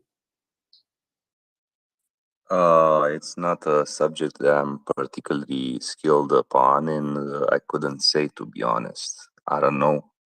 And even if I did, I'm sorry. I couldn't say. Yeah.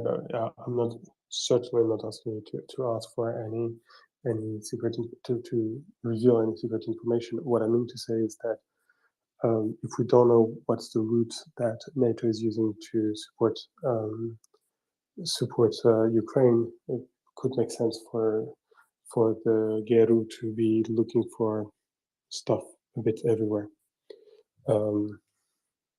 Just a speculation. Christian, anything else on the Albanian situation? Not right now. If you let me like 5 minutes to do a quick research, to look for something new, I'll be back. I'll send you a couple of messages that people were kind enough to send me, but I've not been able to read through them yet.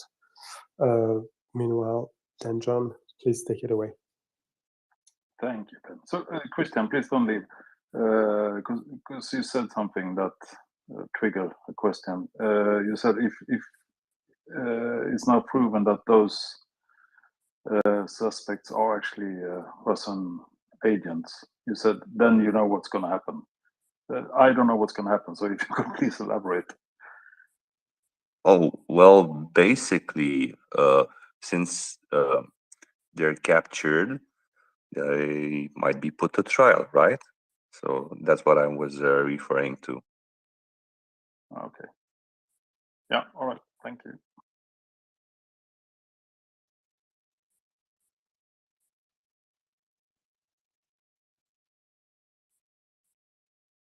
Okay, I've done my job passing on the information.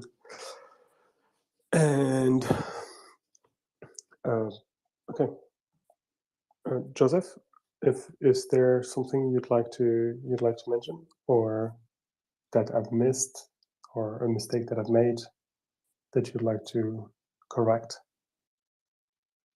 I don't think so, Ben. It's been kind of a, I don't know, like a confusing news day, I guess. We've got these mysterious Russian agents messing around inside an ammunition depot in Albania. And then, of course, we have this assassination of a prominent, I guess, prominent might not be the best word to use, but prominent Russian, I don't know, like proponent of Russian nationalism, I guess. I don't know how to like wrap Dugan up in an easy phrase, Ben. I don't know. But so have we talked? Do you want to talk about this at all? I think we're trying to think about how it relates to Ukraine, like in terms of the story. But I don't know if we've got like enough details from either yet to really like give a good framework for them. What do you think, Ben? Yeah, I was trying to avoid the subject until precisely there was more information.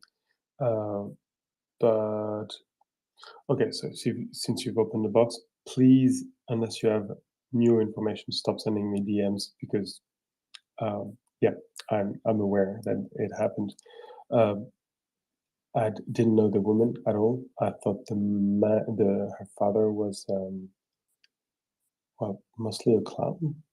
He may have had ambitions to be more than that 15 years ago, but they were dispelled. And since then, he wrote books that were just nonsensical enough to convince a few idiots that it was intelligence. But I don't think I'm mistaken by saying that when I'm saying that this is the most ridiculous thing I've ever read.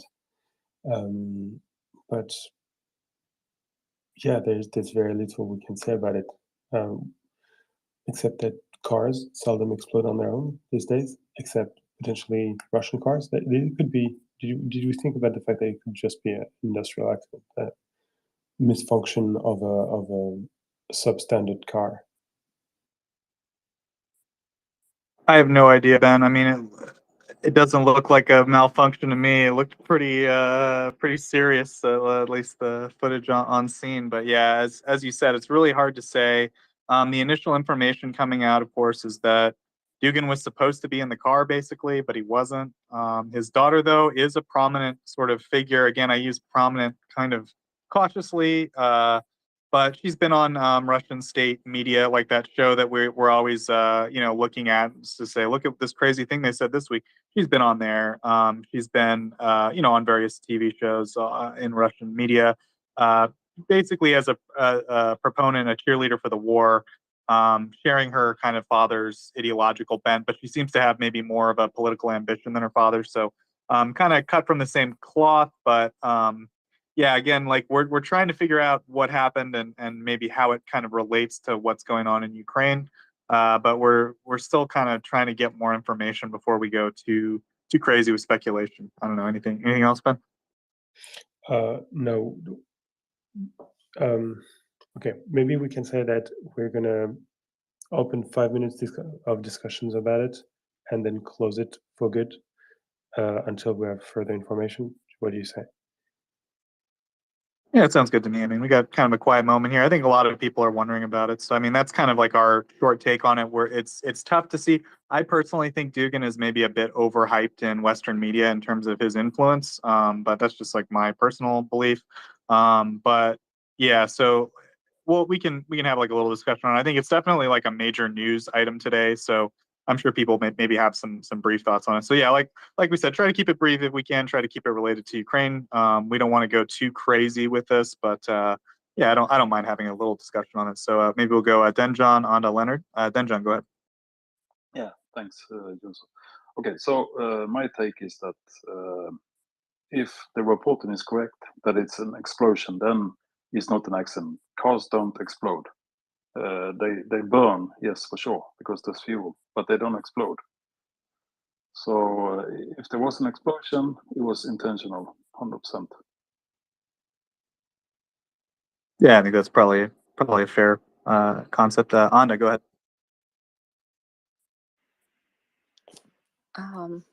I actually didn't want to talk. I saw the movies. It's all the clips. It's all over Telegram, both Russian Telegram and Ukrainian one.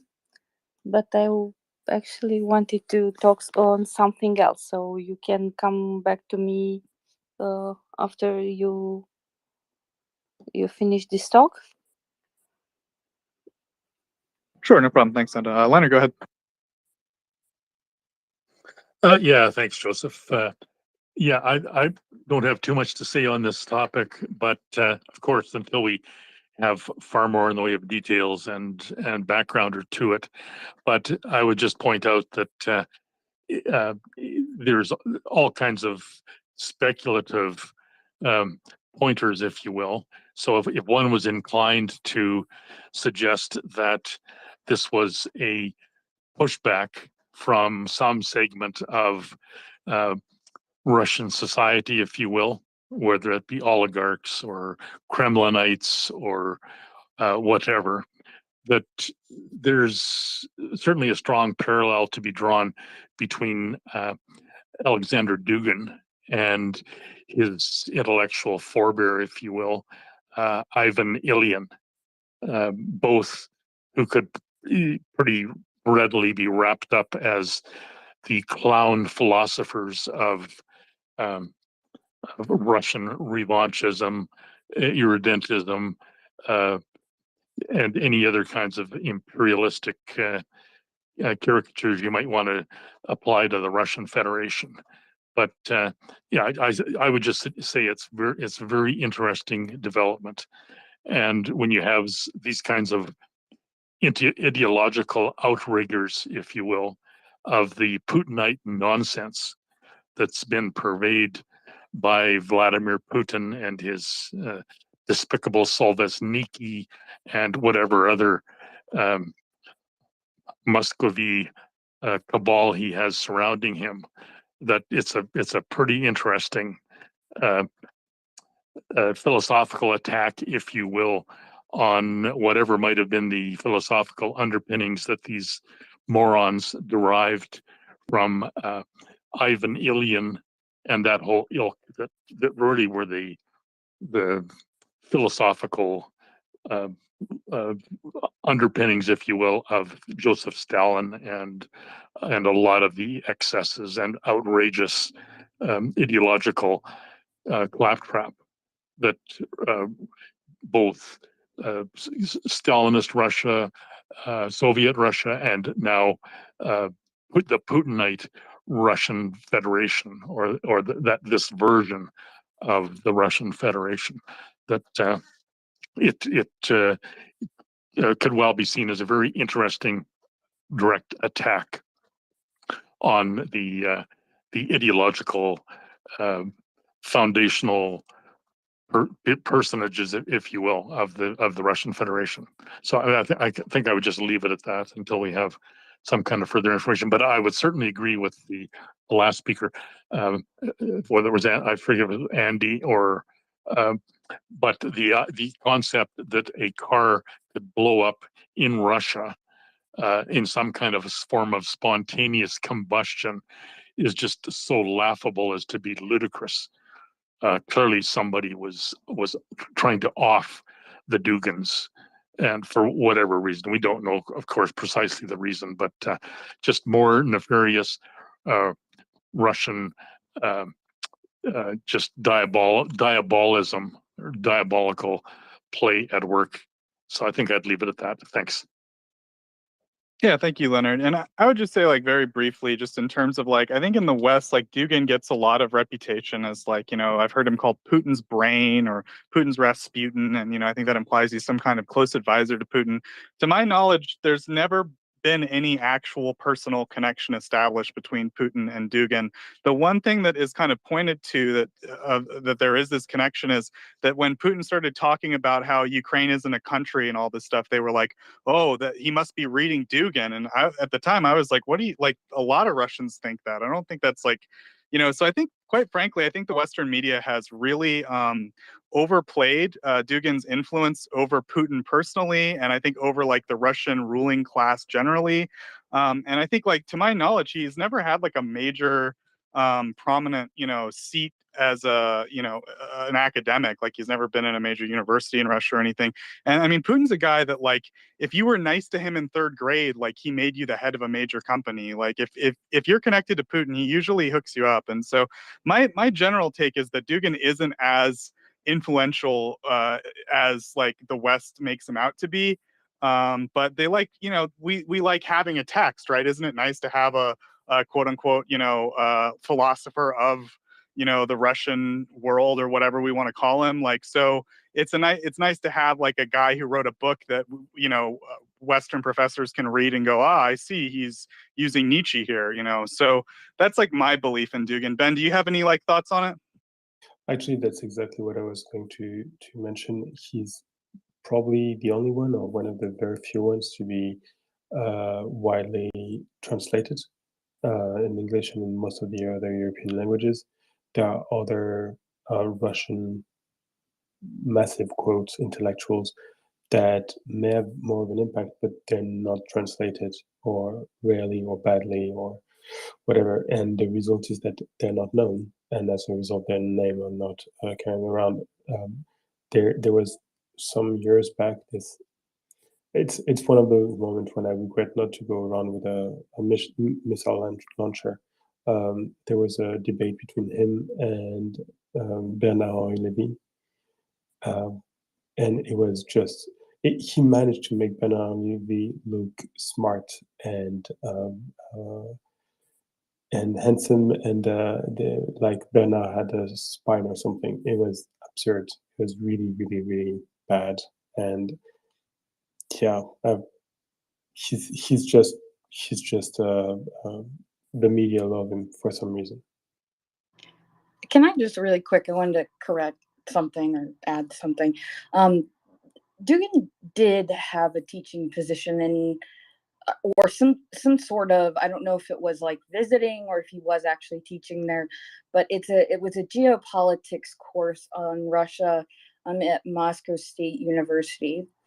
And the reason that was so relevant is because he cited some major kind of conspiracy thinking people from the West that we would not consider, we just wouldn't include them in academic curricula. And he was. And so I wanted to add that. I'll retweet a link to it right now. The position is called docent, which is if you are allowed to refer to students. Sometimes if it's actually a paid position in the English speaking world, it's an associate professor or speaker. Mr. Dugan has no specific qualifications for that, but he got paid for it. Yeah, I guess like for a guy like who's trying to write philosophy, it's very like I don't know, unusual to not have any kind of tenured faculty position. I don't know, Axel. Sorry, go ahead. I didn't mean to interrupt.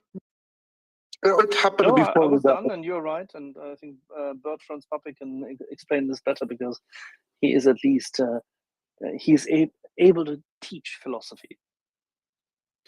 But I am mostly a puppy. I am having the sneaky feeling that maybe some of the audience right now is finding the panel slightly cryptic. So since we have opened the Pandora box, maybe 20 seconds on the primer of what is going on. So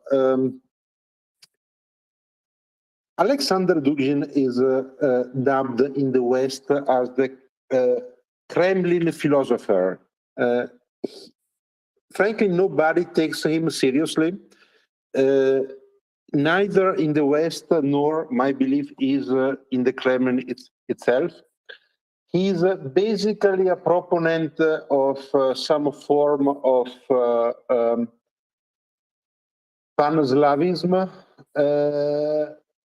and the charitable version of it is that he's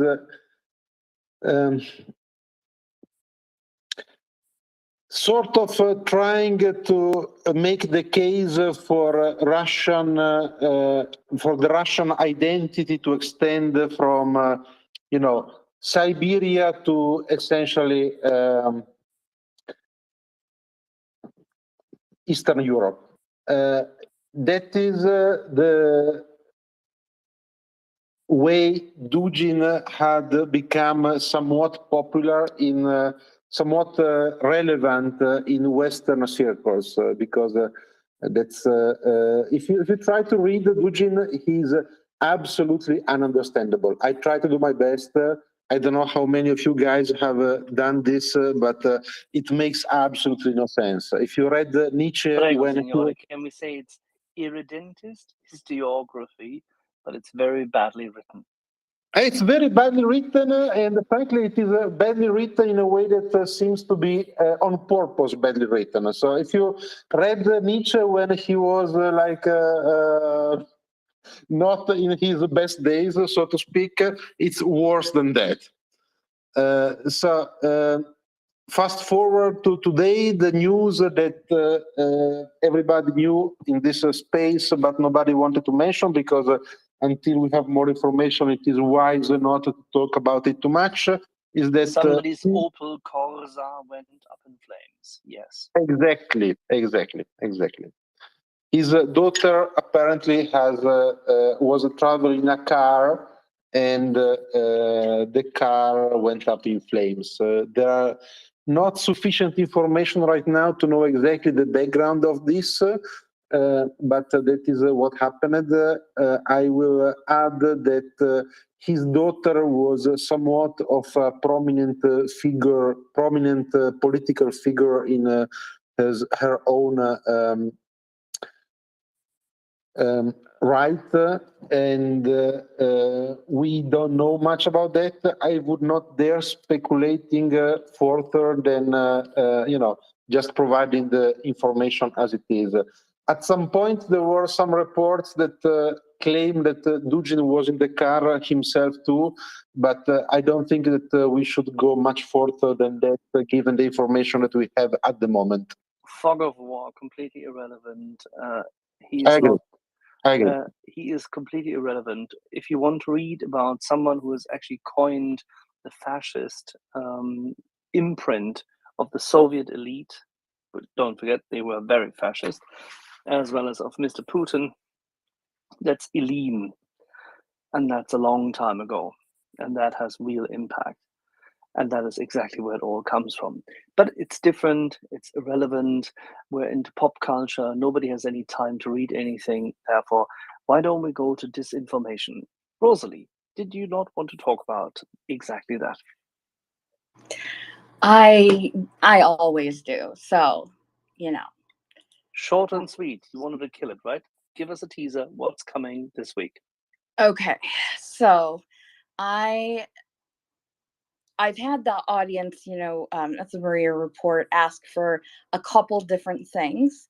So by tomorrow, I will know for this week what it will be, but it's either going to be how to detect, disinformation. What are things that the average person can do?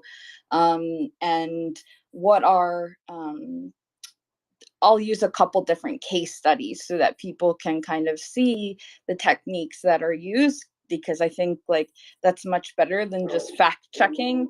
It's kind of the teach a man to fish instead of the giving him a fish. And then but there have been people who are more interested kind of in the broad and kind of a little more academic aspect of disinformation and the effect it has on society. So, if we can get that more specific, I'd be happy to talk about that as well. I think that will be very helpful. Can you maybe tell our audience the wonderful space, because not everybody was in the right time zone at that moment when you first spoke, and a couple of our morning sessions, meaning early morning Europe, very late Pacific, probably not everybody has been listening to. Maybe you can give a little intro as to what you've been doing and why you're doing what you're doing.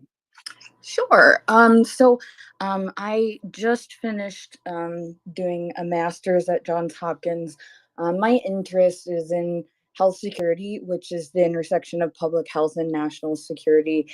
And I look at information from kind of an epidemiological perspective.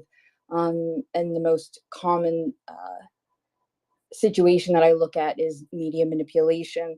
My thesis looked at disasters and disinformation, and it looked at the public health consequences in multiple crises and the neurobiological aspects of information processing. And then this was all taken to say, okay, how can we face this proactively? And I propose a framework that I will likely be going on to continue developing in a fellowship. I've also worked on, if you remember, the COVID tracking project at the Atlantic. I worked on that. And I also worked on the HIT COVID study in Nature. And so I am, very much kind of into real public health, in infectious disease applications, which is how I became interested in disinformation. And I suppose I sort of stumbled into it. I thought that the problem was that we just weren't communicating enough. Like we weren't communicating well enough. And very quickly I learned that is not the problem. I mean, yes, science communication could be improved, but there's just so much more going on. And so this became the this was the need. There's no real field that clearly is responsible for this. And because I'm interdisciplinary, I just decided I'm going to go ahead and I'm going to take that up.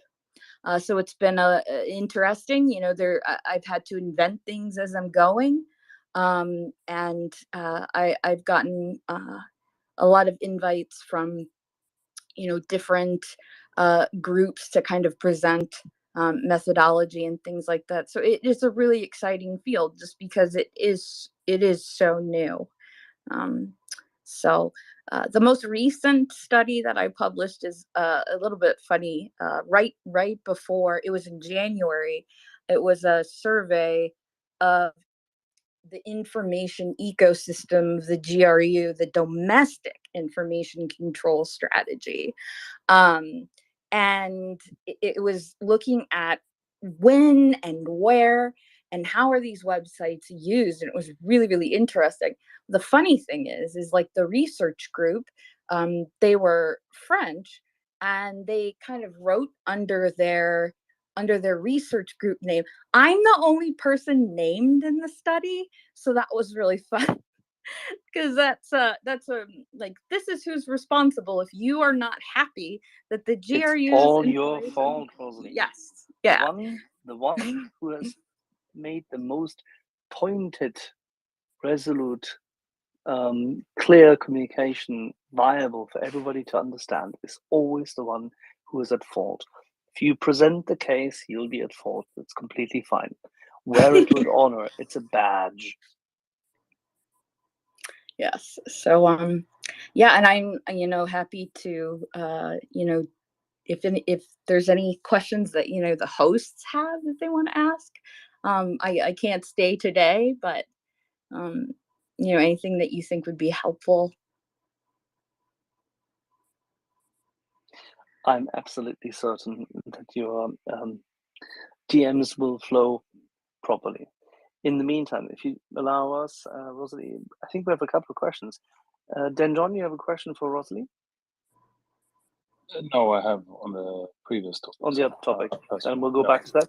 If somebody from you has a question for her now, then I think Leonard does.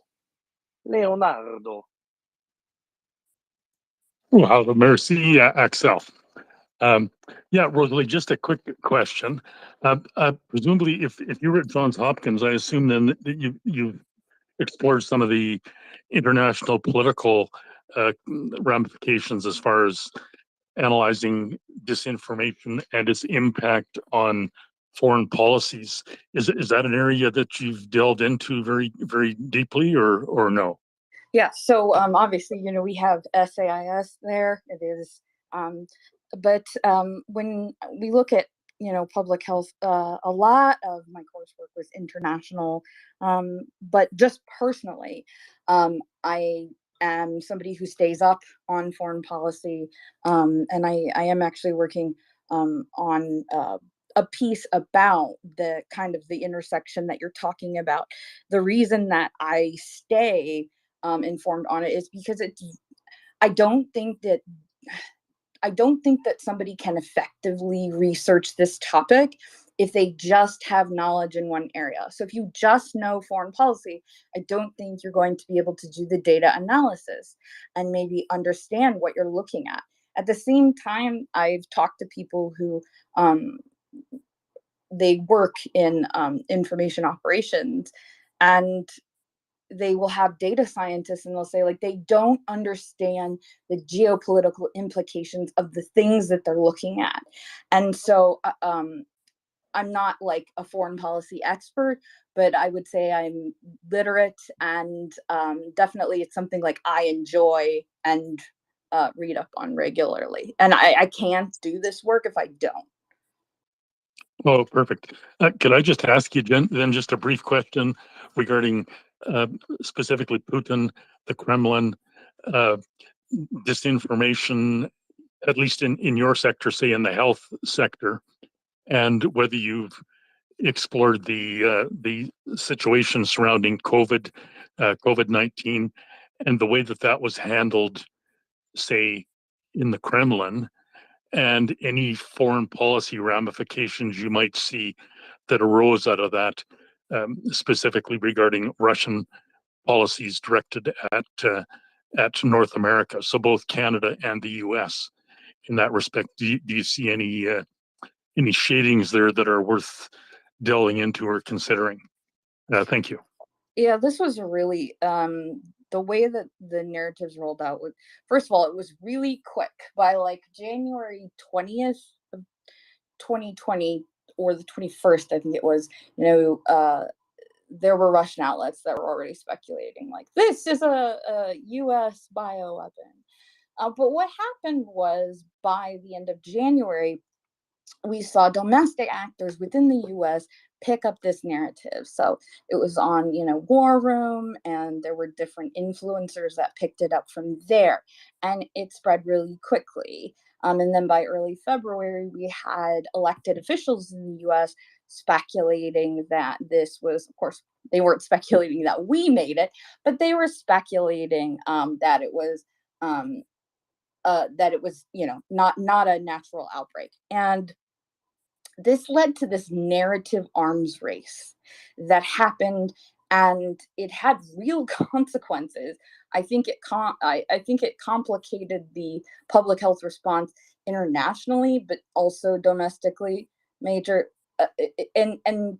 it was, in order for us to get access to information and evidence in China, like, we have to have their permission. That's just how it is. We can't change it. And so it was really, really counterproductive. We got into kind of this, it wasn't an evidence-based kind of approach, but we had people who were really looking to kind of create a focus for all of the dissatisfaction that was coming from the pandemic. They're not great to live through. They're awful. And it just, it's really difficult to overstate. Like, it was just such a mess. And I thought it was really remarkable the way in which we would see Russia and China were like really in step with each other during the pandemic, like what they were putting out. But it was really, I guess, disturbing to see how quickly it would filter from like the anonymous internet space, like elected official spaces. And that, I think, it was new in terms of the scale and how quickly and how specific the narratives were. So we could be like, okay, that is exactly what I read here like yesterday. So all of this was, I don't know that there were like policy implications in general. US, by the time we closed borders, I think it was like on the 31st, like it was already too late. I had my professor in global threats to health security had talked to Congress, like I think it was February 5th. And she was like, all right, this is here. We need to, like, don't worry about quarantine. We need to pivot to dealing with this. Now looking back, she was like prophetic, but the policy got bogged down with the political in a way that it hasn't before. I don't necessarily know that I think it's because of Russian disinformation. I think we have a lot of domestic actors that are really modeling maybe what they've learned from adversaries. So that is a huge problem too. So they've learned finally to shape the narrative just as other people in agitation propaganda do. Because that was always the prevalence of the American left, for example, that they play that. I mean, this is the Alinsky approach, and that hasn't been learned by others up until very recently.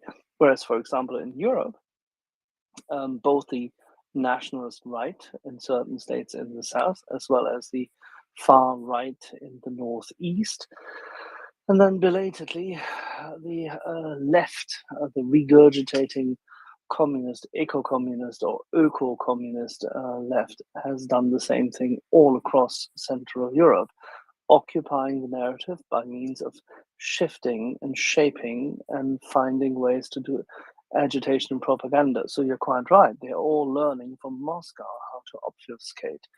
And there is the main difference. People do not speak clearly now anymore. the politicians have learned to fear the public. Therefore, they speak so little. They don't communicate clearly, succinctly, professionally, and calmly. But they're happy to go on Twitter and be seen to do a Gutierrez, meaning be very worried and very happy and very, very concerned. Massive lack of leadership by means of having shifted the communication. Something that I think that unfortunately I think that we are now seeing, it's definitely a pattern, is I don't think we ever saw public figures like public servants be targeted quite the way we did in autocratic countries. And I think that's now become this is a pattern that I've observed, and I will talk about that when I talk about kind of the trends that I'm seeing.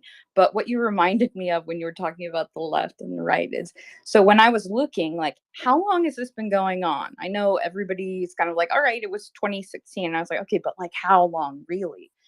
I found some stories from 2003 about SARS, and they're like identical to what they published about the coronavirus, in 2020. And I just I couldn't wrap my mind around that. But at the same time, I also noted in the same time frame, right in that post 9/11 era, there were these bizarre claims about vaccines. And it was US based kind of conspiracy websites, but in a couple instances, and this is something I'm looking into like more deeply now, so I can't really speak to if it's a larger pattern, but they were like, oh, Ria Novosti is my source, or it's this Russian scientist. And I think we really like slept through and failed to appreciate that a lot of the controversy around GMOs was really a lot of it was disinformation. And looking back, I'm like, of course, that's what it was. Rosalie, So it's very interesting. Did you listen to us talk about the massive amount of Soviet propaganda in the 1970s influencing Europe, or in the late 1960s to start with the so-called student revolution, but then the undermining and infiltration of society in Western Europe and the so-called anti-atom or anti-nuclear movement? Because, and if you haven't, then I can only highly recommend to read Mr. Roy Goodson and Richard Schultz, Desinformatia. That's Active Measures in Soviet Strategy from 1984. Because they published what they had researched and what, I'm sorry to say so, a Democratic administration in the White House failed to heed as advice, but Ronald Reagan's national security team did. And this is a vital piece of information. You'll find a lot of the stuff which you just refer to when talking about the GMO debate. You'll find all of this in there. Goodson and Schultz, Desinformatia. You may have to go to a library for it because it's very few books left. I have one here. Yeah. The other connection that's kind of relevant to what we're talking about with Dudgeon, and the incident with the car. One of the, I don't know if he's based in the US, but he was this prolific conspiracy theory writer, wrote about 9/11, wrote about vaccines being like a depopulation, just all of that kind of stuff. And he's who Dudgeon is citing in the archive that I just tagged you guys to, and that was in 2010. And I just thought that was really kind of an interesting thing. But yeah, I will look into this book. I have some like books that are they're like compilations, so it may have some of it. But yeah, that sounds really interesting. We did decipher all this stuff many decades ago. And I can definitely tell you in the early 1990s, when this was being discussed, people understood it, completely understood it. And there was a clear transatlantic friendship in that regard of those people who understood it. And then somehow, starting in 1994, it was all wonderfully thrown under the carpet. Yeah, it's kind of baffling. I look at this and I'm like, okay, there's no clear line where this ended. And some of the disasters that I cover are like, the consequences are thousands of people dying, preventable deaths. And all it is that we failed to appreciate that people might believe crazy stories that the Soviets were putting out. And I'm like, why did we think that just because the Soviet fell that this would go away? It's very, very strange to me.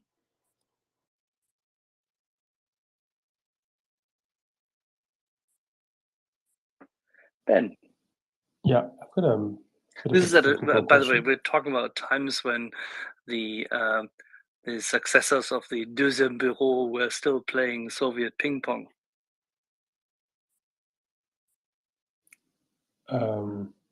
If you say so.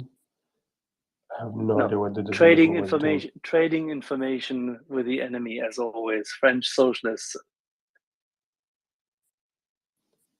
They may very well have. I have no idea about this. But I did have a question for Rosalie.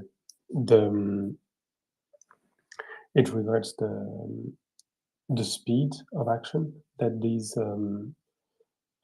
information systems have.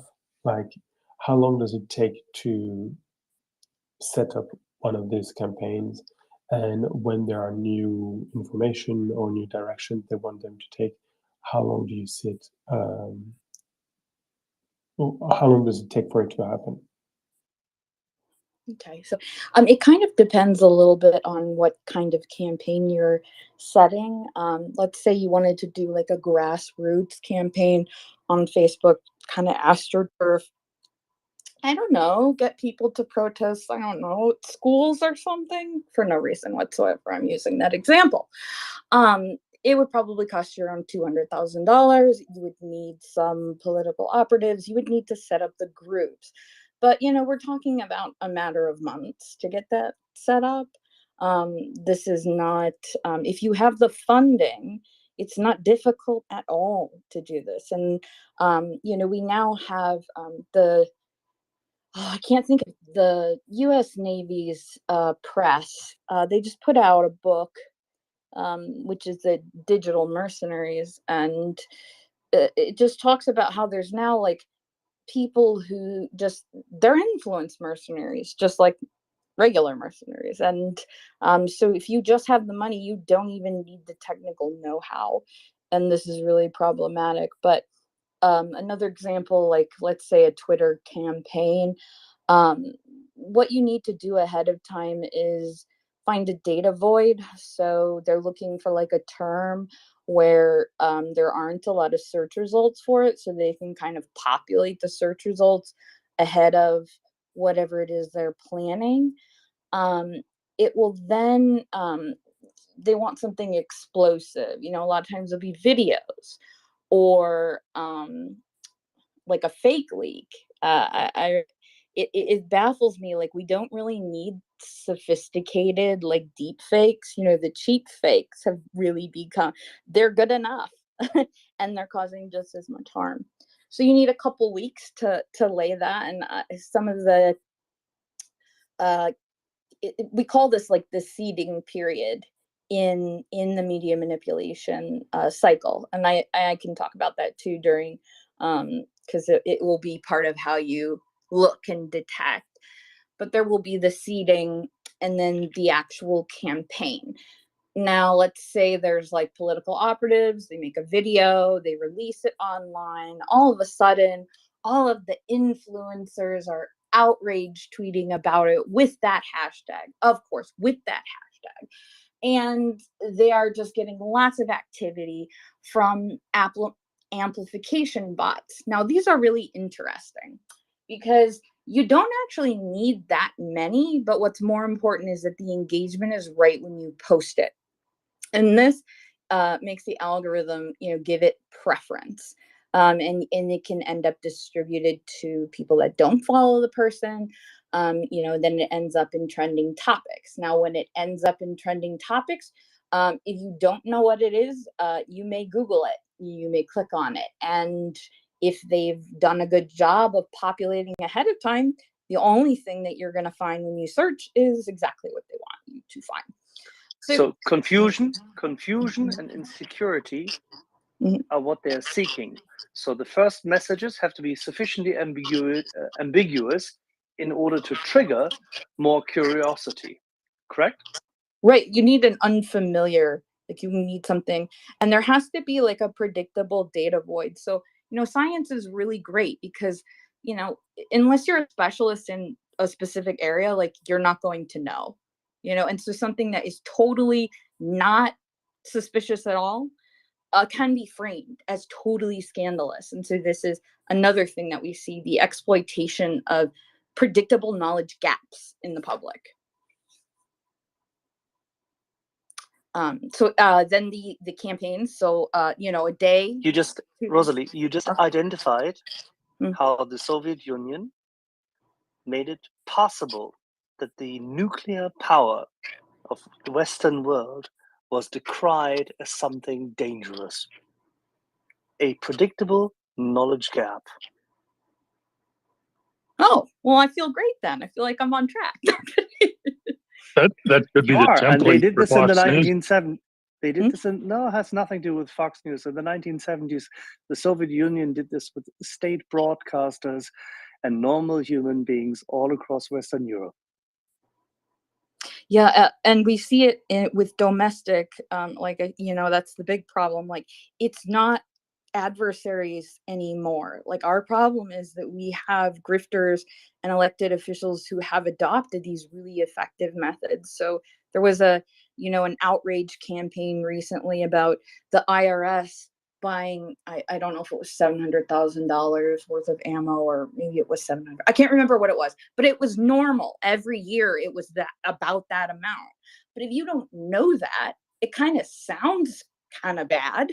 And that is an example of like a simpler, maybe not a larger narrative, but of something that you can do.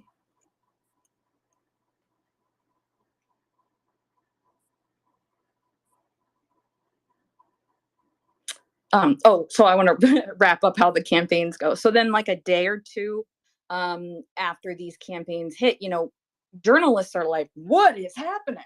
Why is everybody talking about this? Of course, they can't have prepared for it or sussed it out because it isn't a naturally occurring story. So they need to do their background. A day or two later, you get your factcheck.org and all that. Oh, great. But now the false claim or the misleading one, it has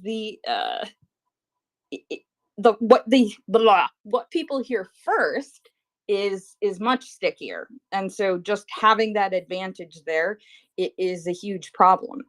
And then the bad actors, typically what happens, there'll be changes in the information environment. So I don't know, are the platforms going to label it? Are people going to get banned? Whatever. And the bad actors then adjust to the information environment and go kind of, they'll continue with the narrative, but having adapted to consider the changes. Because the changes or the response is so predictable now and not that effective, honestly, they're really pre-bunking the audience, I think, ahead of time for the fact check that they know is coming.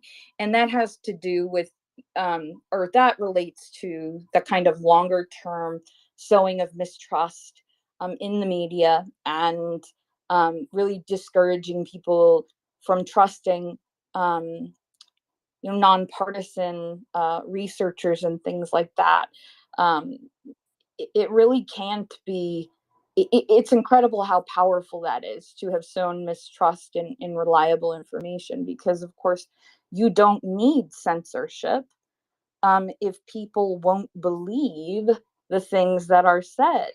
And so I think of it as almost like it's like an invisible like autocracy. I struggle to kind of like put to words, but it's really kind of a chilling thing that they took care of that first, because it makes it very hard to then fact check. But they're also pre-bunking people saying, oh, you know what they're going to say. And they may even say exactly what the fact checkers are going to say because they know the truth. And then it's just like people are rejecting it. And it is very frustrating. So I would say start to finish, we're looking at 3 months. You could do one of these with maybe a couple. You do it with a couple $1,000s to hundreds of thousands, just how big you'd like to go, but well within a lot of people's pocketbook.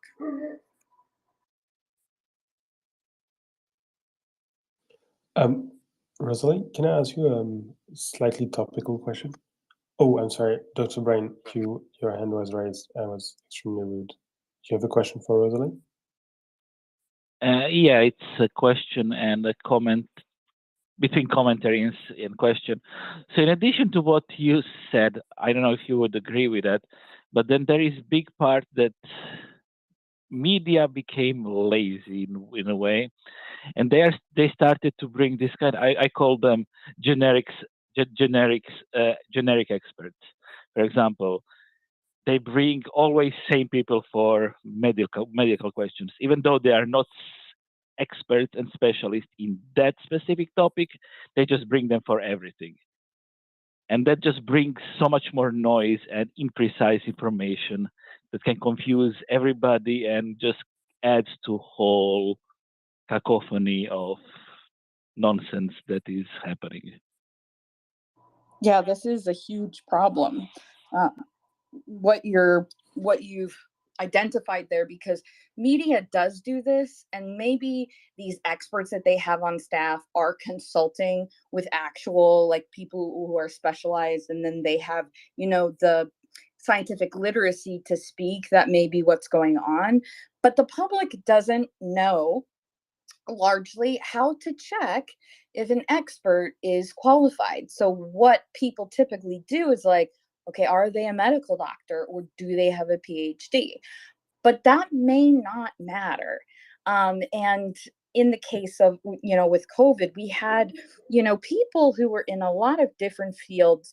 One of them I remember thinking was orthopedics. And I was just like, they don't know anything about vaccines. Why is this person like on a crusade against vaccines? So I think, you know, we need to do more in teaching people how to assess if somebody's expertise is relevant, because even epidemiology, you know, is not specific enough. There were people who were like genetic epidemiologists who were speaking, excuse me, about COVID, and they were reaching not correct conclusions. And this was, you know, being picked up by the media. And you know, this is something that bad actors use too. Like, it's not just people making mistakes. It's also like, this is a doctor who maybe doesn't say what 99.9% of them do, but we're going to go ahead and platform this because it's, you know, advantageous or we'll get clicks. So this is, yeah, you're absolutely right. I think that it is worth us looking for very specific relevant experts. And even in my work, because I am interdisciplinary rather than like really laser focused single subject expertise, I have more like a moderate depth in several subjects. And so a lot of times I seek out those really, really focused experts to check what I think I'm seeing. And yeah, I would really like to see us teach people how to do that. Thank you.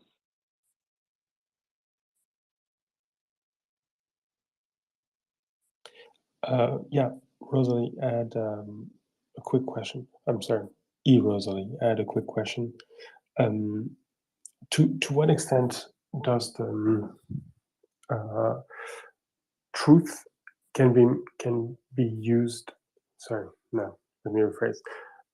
You see what's happening at the moment with the current explosion in Moscow. Some people are saying that this is a way of creating diversion to hide something else from the media. Is it something that you've remarked happening often, or is it the sort of thing that we think might happen, but actually is never truly happening? There's the two realms, that of the media and that of reality, are neatly different. Yeah, so this is something that is really in my wheelhouse. So when something surprising or something that we could not have predicted, that's usually disastrous, but it can also just be things that are really unlikely and surprising, like this. The uncertainty that it can generate, it causes changes in our information processing, and it also just changes the way that we respond to an environment. So let me give you an example. In a study that they had at Yale, I think it was in 2020, so people are suspicious of others at different, think of it as a spectrum. So we have people that have low levels of suspiciousness naturally, and people who are much more suspicious or kind of without just cause. What happened is they had them play, I think it was a card game, and yeah, it was, and they introduced uncertainty into the game. And long story short, what happened was, even in this setting, which the consequences of are relatively contained, the behavior of people with this low level of suspiciousness, they began to behave more like the people who had a natural baseline where they were more suspicious. And they were not learning from their previous turns as they had before. And that is something that we see in crises. We know that people tend to forget details. They forget messages. And they tend to get simplified in the mind.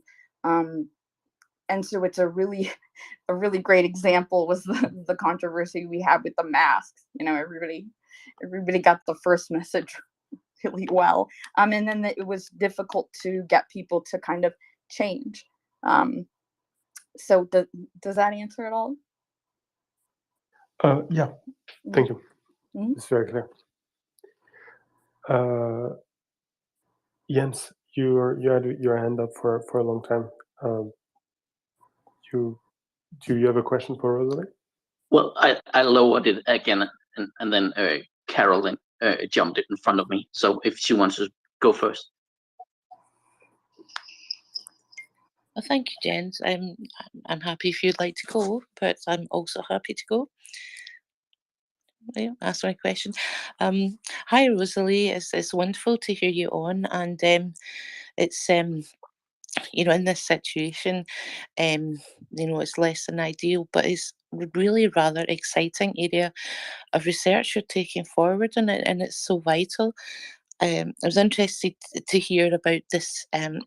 You finding yourself in a space between specialisms, but it's a really valid and essential area of research. I certainly relate to that, having come from multidisciplinary backgrounds like law and computer science, but as well as science communication and public health. So I relate to it. You'd mentioned the term pre-bunking, and that fascinates me. I wonder if you'd want to expand a little bit on pre-bunking, and also what methods and approaches do you think we could have to counter this?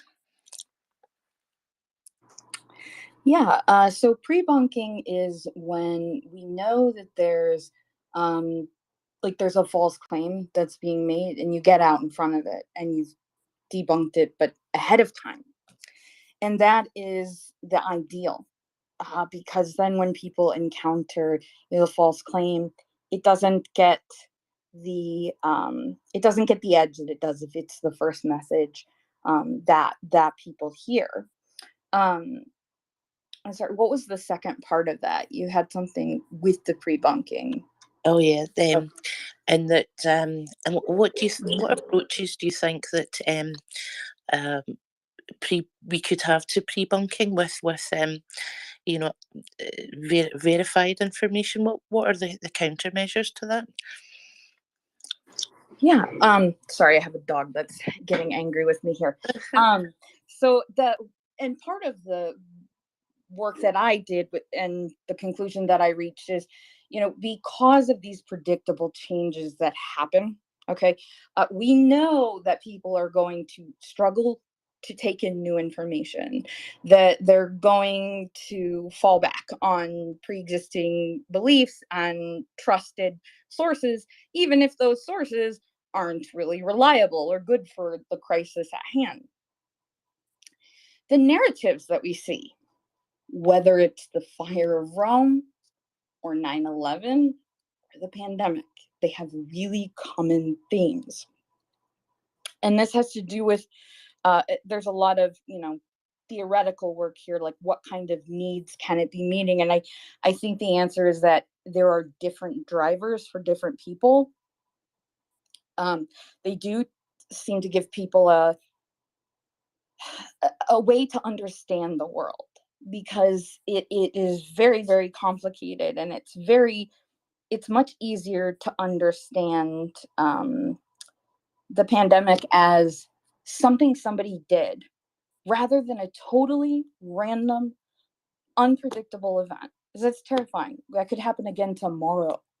And I think that there is really something to be said about, even though these conspiracy theories are oftentimes not comforting, they affirm I can't think of very many people who believe conspiracies that don't affirm their beliefs. Like, they're not going out of their way to find one that kind of shatters the way that they see the world. And so I think that there's kind of more that we need to do in terms of when kids are growing up, teaching people the tendencies that we have, the biases that we have, and how those work, but not just that, but how they could be used against us. And I think this would serve society, not just on the population level, with media and stuff, but I think interpersonally, because the tactics that autocrats use, that you sometimes see the same tactics on a smaller scale in abusive relationships. And so I think that society just broadly stands to benefit if we're teaching people from an early age. If you think of your brain as a computer system that has advantages, and it also has weaknesses, and understanding those and how somebody who knows those can mess with you, for lack of a better term, I think would be really, really helpful. And the one thing I want to stress to people is that knowing that the claims are false in some cases does not alleviate the fear that you can feel. So, for example, one of the I don't know if the sensation or experience is the word, but some of the claims about vaccines, especially the farther reaching, like, oh, it could make people infertile, or it's going to give people Alzheimer's. Those are all false, by the way. But hearing that and hearing it over and over, I did kind of have this sense of it's ridiculous, and yet I do still feel this fear. And so I think we need to acknowledge that in this messing with our perception, kind of hacking the way we see the world, that the sensations that we have, our experience of the world itself, may be something that we need to kind of question, which is, of course, itself kind of a terrifying idea. But the way that I kind of explain it to people is, if you look at an optical illusion, it looks like something that isn't really there. And we perceive it and we see it, but we know that it's not really what it looks like. And so that is the best analogy that I can think of, that it is almost like a cognitive illusion, because if you know the narratives that resonate with us across time, and all of these kinds of things, you can, create a really great cognitive illusion that will draw people in, if they've never encountered it before. Thanks, Rosalie. That's fantastic. I wonder if I could do a quick follow through for the next speaker. I really liked how you framed this. We want to look for for these patterns. We want to understand.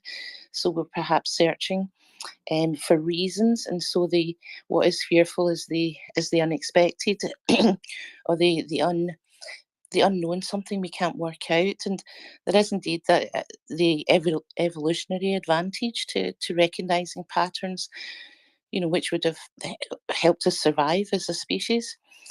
And it made me think of, for example, we've heard many times on this space, trying to analyze Russian society, trying to analyze Putin, and trying to look for reasons. And often we've come back to, it's just that dysfunctional. The doctrine of Russian military and what they follow, they are just that stupid. And we're looking for something deeper than that, something that explains it. And of course, there's a whole historical context of what drives that. But I find it interesting that there is a propensity to dwell on that with this current focus, where I don't think that's necessarily to our advantage, if you like, evolutionary advantage to do so at this time. And so I kind of chop and change between thinking, how much do we delve into these patterns that we may not be there. I wonder if you have thoughts on that.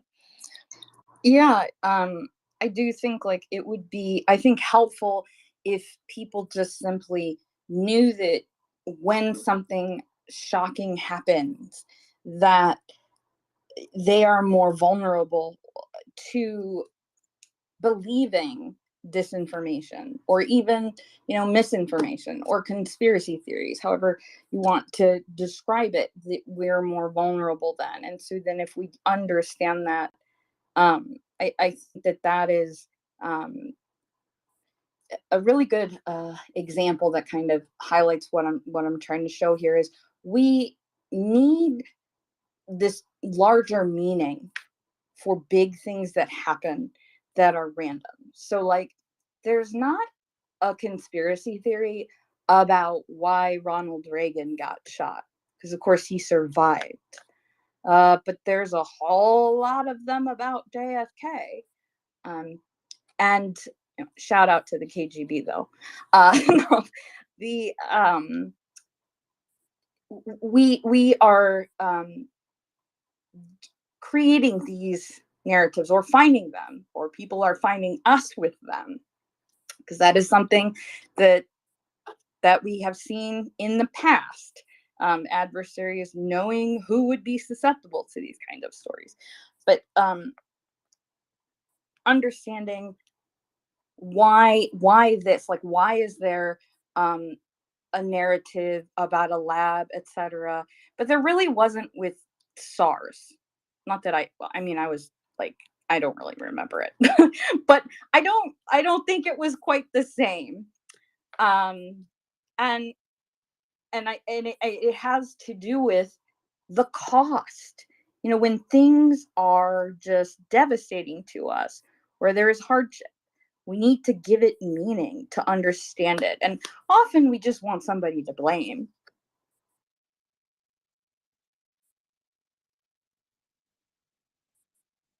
Fantastic, thank you.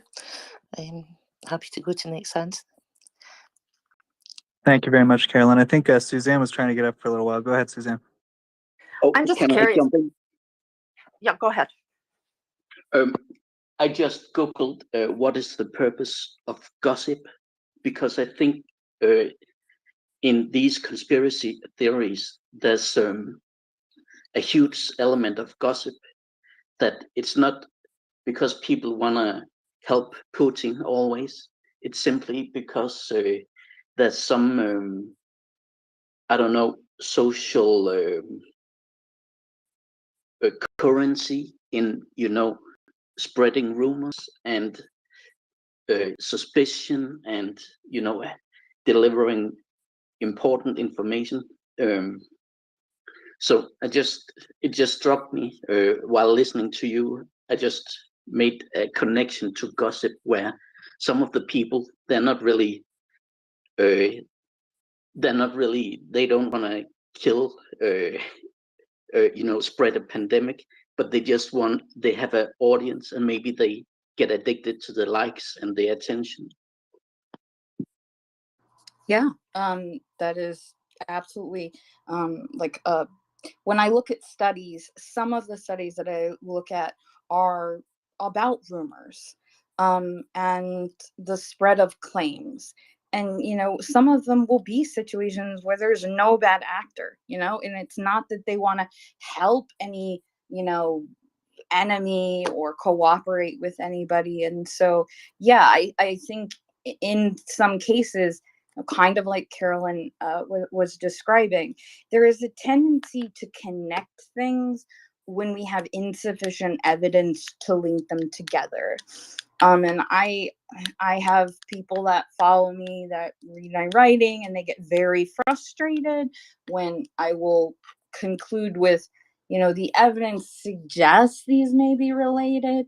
And they're just like, well, what do you need to see? Like, these two things happened at the same time. And people will get very frustrated with me. But I think it's really good for us to check and think about other instances that are analogous where something didn't happen like this, to kind of find is this the situation with Reagan, where we don't get the conspiracy theory because there was no bad outcome, or I mean, there wasn't, he didn't die.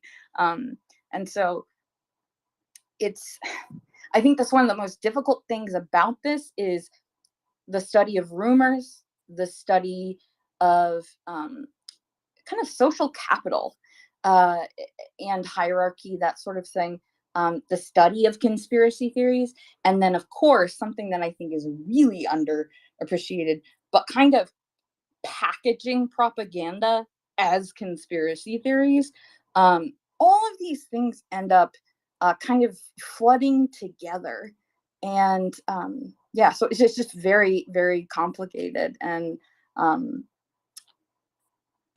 it's not going to be what's the word? There's just so many variables, so many inputs. I think that's what makes the solution so difficult to come to. I think I'm from Denmark, and Denmark shut down pretty early. And I think one of the things we did well was that the prime minister went out and said, we believe we have to act now, but there's a lot of uncertainty. So she kind of took responsibility both for acting, but also she inoculated us in the way she said there will be mistakes. And I think that helped us, as knowledge about the virus developed. It wasn't that we suddenly changed our mind. It was more that we now knew more about it. So I think at least she handled the first, period where we didn't really know a lot about it. Yeah, I totally agree with you. I think we saw some excellent cases of communication, and the big thing that we saw in the U.S., it wasn't that the conclusion was necessarily, that you should have arrived at something else at that point. It was that it wasn't communicated that this could change, that we really don't know. And so coming out and doing that right away is really critical. One of the things that happened in the US was that information was just suppressed, frankly. and there was a void there, and people were nervous, and they felt that they didn't really know where, like, okay, is everything fine? Is this being leveraged politically? And this was, this was a really dangerous situation that will affect us. I don't know when it will end, because there's been this effective politicization of that which wasn't political. And I think that is another reason, that when you saw cases where there was success and cases where there wasn't, that was a major thing. Other countries that did well, the leader would just have like frank talks with people. It was like a video release or just a quick live, chat, and it wasn't polished, and it didn't feel like it was being, manufactured. It was just like, this is what's happening. We don't really know what's going to happen, but I'm going to tell you the bad news, even if it's bad news. And that is perhaps the biggest mistake in the US, is this belief that uncertainty was somehow like better than giving people the bad news. And of course, the research shows that in almost every instance, people can deal with the bad news if you give that to them. The worse their experience of the situation is worse if they're not certain about it, which is kind of, I thought, was really strange, that if I'm certain the bad thing is going to happen, that it's not as bad of a time for me as if I'm not sure the bad thing is going to happen. And so we need to appreciate that people can handle information. They don't need to be protected. They don't need to be kept from panicking. That's not a thing panic, like real panic, is very rare.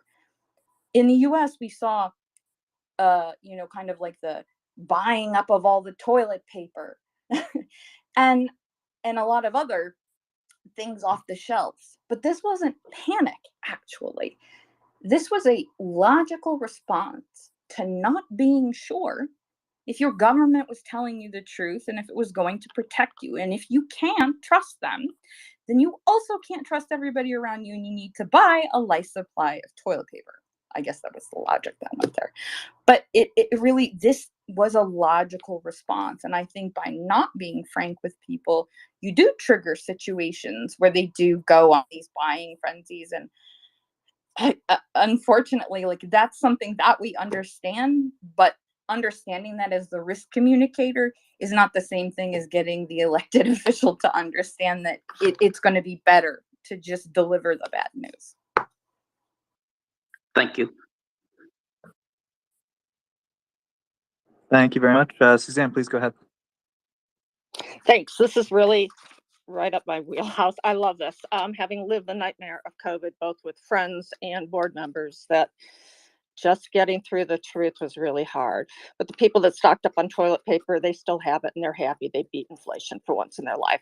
Just seriously. So I'm curious about the racial impact. And what I mean by this is, and again, this is anecdotal and not research, but I had a couple people who are white, and if the message about COVID came from an African American doctor on a news channel, they gave it more weight, even though I would say they're not race neutral on other things. So I'm just kind of curious as to why they put more credibility and would always have to pay Suzanne, and that doctor's black, and he's black, and he's black. And I'm like, why does that matter? But I'm just curious. And then I've got one other piece I want to raise. I can't speak to, why those individuals responded that way. There's absolutely unequal effects with disinformation among different ethnic groups, but it's not kind of in the way that you're discussing it. I'm really, okay. I'm not somebody who could speak to that. Okay, I was just curious. Yeah. And I just want to say, you're right. The people that do this disinformation are incredibly good. They find that one thread that somebody on Facebook will glom onto it, like the really awful racially based homophobic stuff that's going around about Brittany Griner. And one thread resonated with a lot of people because it was supposedly written from Vietnam veterans. So that made it okay to say these awful things. So yeah, I just think it's a huge problem that we as society have to address, or it's going to be our demise is if we can't battle this disinformation and get people to actually think. But thank you very much. I'm going to keep listening. Yeah, one of the things though that you did make me think of that I think we as a country need to consider more is that we need to have credible voices in different communities. And it can't just be that we're reaching the people who watch the news or who pay for, paywall news. We need ways to make inroads with different communities. There were some kind of pilot projects. There's one that took place. It was a Western country, and they established kind of like a coalition of faith leaders. And these leaders were invited to ask whatever questions they wanted, and they were really well informed. The public health experts made themselves a resource to these people, whatever the questions were that they were getting in their communities. As a consequence, these were really well-informed communities. And I think we need to think about that. Not just delivering the message ourselves, but maybe getting the information to somebody who would be better placed to communicate it in a way that, the way that we talk about things in different groups, it really, really is different. And the way that we perceive things. So getting the information to somebody who is a part of a community, I think, is something that would be much better in the future.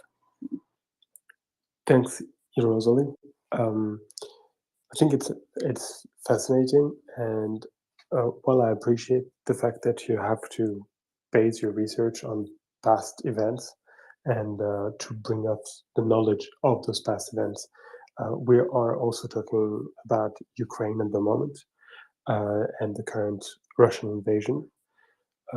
So if we could make altogether an effort to move the subject back to Ukraine, that would be extremely appreciated, because again, COVID, fascinating, but it also is its own question that we should try to cover in its own time and give it its own, its due attention. I think Caroline has a question on the subject, and I'll leave you the floor. Thanks, Ben. And yes, you're right. It was in relation to current events, which Rosalie is very much keeping an eye on. Rosalie, what do you think at the moment are the most harmful talking points that are coming from Russian propaganda?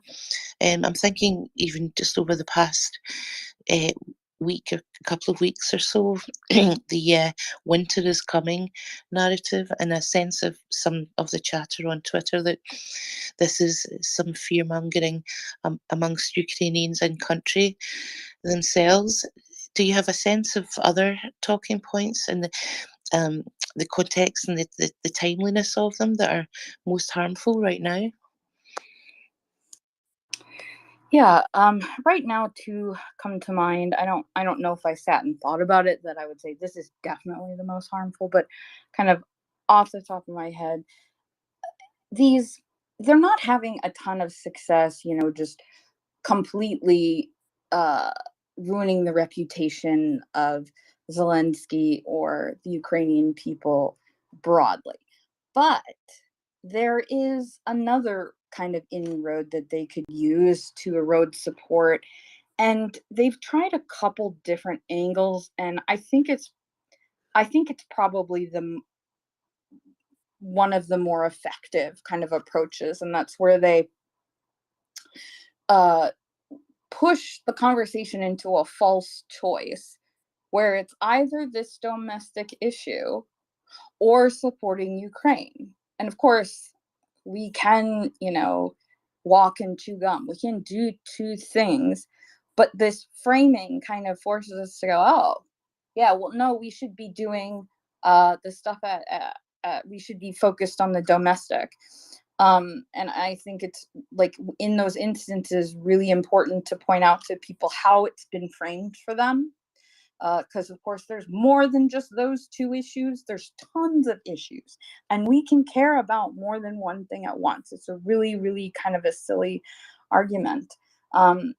The claims about weapons being sold or not reaching Ukraine, I think that worries me, because that's the kind of claim where, you know, if you felt like you were sending weapons because it's the right thing to do, but you know it is, and you're thinking it's a lot of money, well, if you can tell yourself it's not really helping anyways, or it's not really going where it's supposed to be, or even it's harmful in some of the disinformation narratives, just to be clear, because I think it's great to say it, like all of the difference in the world has been made by this aid. It is tracked. It is not open to the public. So like the arrangements different governments have with Ukraine, we are not going to know about it. But again, this is exploiting a void in the public knowledge, because you don't, like the average person doesn't know exactly how they're keeping track of it. So this is a really great disinformation narrative that they're using. And that concerns me, especially when you see the report, you know, from Amnesty, and then that NBC documentary that was kind of like amplifying this very vague, unfounded claim. And then beyond just eroding the support, I think that's what really concerns me. The other way they can do that is by, okay, so making us believe it's actually not effective, or making us believe the cost to ourselves is too great. And one of the ways I think that could be achieved is by invoking talk about nuclear. And I think that we just need to be really clear about how, I think I talked about this the last time I was in here, but in the early 90s, a scholar of biological and chemical weapons was talking about how whether the biological weapon or the chemical weapon exists, there is always a psychological impact. It is a psychological weapon, whether or not it exists, whether or not the threat ever, it becomes, a crisis. And I think that we need to recognize not just the fear that we have now, but also the conditioned fear that is very real in an older generation. And that the things that they remember and think of when these kinds of threats are being brought up. And so I think, I just think it's very clear that the nuclear talk kind of comes up at convenient times for Russia. I don't ever completely write off, but I really think that we are underestimating how effective it is as a rhetorical tool.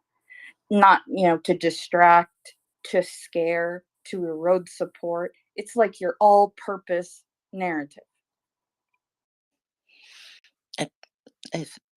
Thanks for that, Rosalia. You've given some, really excellent examples of these rhetorical tools that are thousands of years old, and just, broadly false equivalence. If you support this, it means you don't support that. In doubt, filling the void. There's certain things we're not privy to, so that's exploitable. The futility. Is this making a difference? And fear, you've mentioned, 4 clear areas with really specific examples of how they're being used, and that's incredibly insightful. So thanks for that. Happy to go into next hands.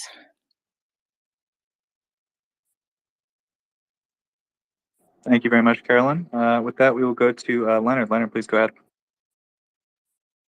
Actually, I think JJ's had her hand up at least as long, or perhaps a bit longer than me. So anyway, I'm happy to defer to JJ and then go after that. If you like, JJ, go ahead. Thanks, Leonard. I wanted to circle back to what you said, Rosalie, about pre-bunking, because that sounded fascinating to me. And if there is a crossover between pre-bunking and propaganda, and if you have perhaps some examples with regard to Ukraine. Do you mean like propaganda being used to kind of immunize, for lack of a better word, the public against the truth?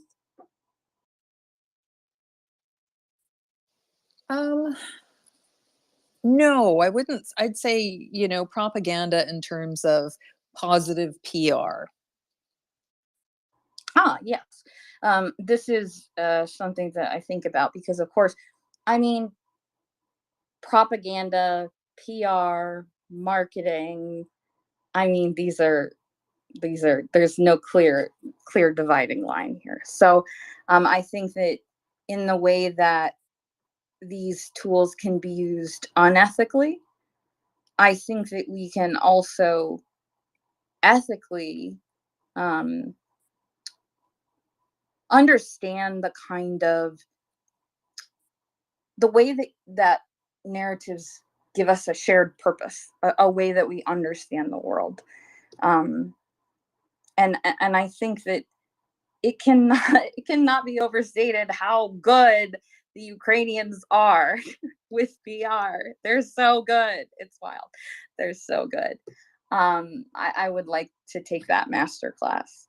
But I think, again, I think one of the reasons they may be so good is because they have been gaslit by the master gaslighter, and they knew what they were going up against. I don't know that I have a good example here. I remember when the Ghost of Kiev story came out, and I was like, I don't even care if that's true.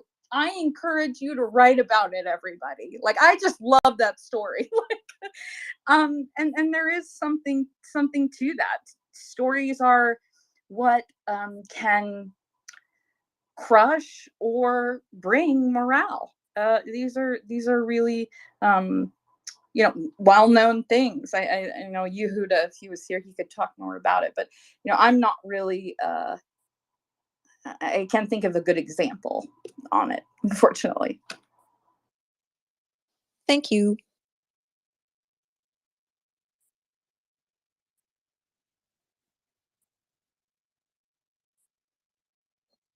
Thank you very much. Leonard, go ahead. Thanks, Joseph. Yeah, just a quick follow-up question for you, Rosalie. And you've certainly hit on the real topics of the moment for us, and specifically for this entire Russian invasion of Ukraine, and the question of pre-bunking. That's a really interesting area. And thanks to Carolyn for bringing that up, and thanks to you for explaining that in considerable detail for us. But the short question I have just relates to the Zaporizhzhia power plant that we see right now. And you referenced this with the so-called nuclear issue that Putin seems to raise on a regular rotating basis. And it seems to me that that's one area where, if we follow the U.S. State Department playbook, if you will, of pre-bunking or announcing the false flag operations that clearly were in the offing with the Russian FSB, GRU, Putin cabal, etc. That by announcing the so-called false flag activities that the Russians were brewing in Donbass, that the thunder, if you will, or the wind was very successfully taken out of the sails of a lot of the Ukraine disinformation, or sorry, the Russian disinformation effort against Ukraine. So the only follow-up I have is this: it seems like you've laid out an area that's got just a huge potential, even for doctoral dissertations. So my first question is: are you do you have any plans to go ahead with a dissertation in this area at all? And then secondly, I don't know if it's short or long, but if I'd be interested in having a view of your master's thesis. So if you could DM that, if you don't want to go over it on the site, but I'd appreciate hearing that so I could look further into some of these details just sort of at my leisure.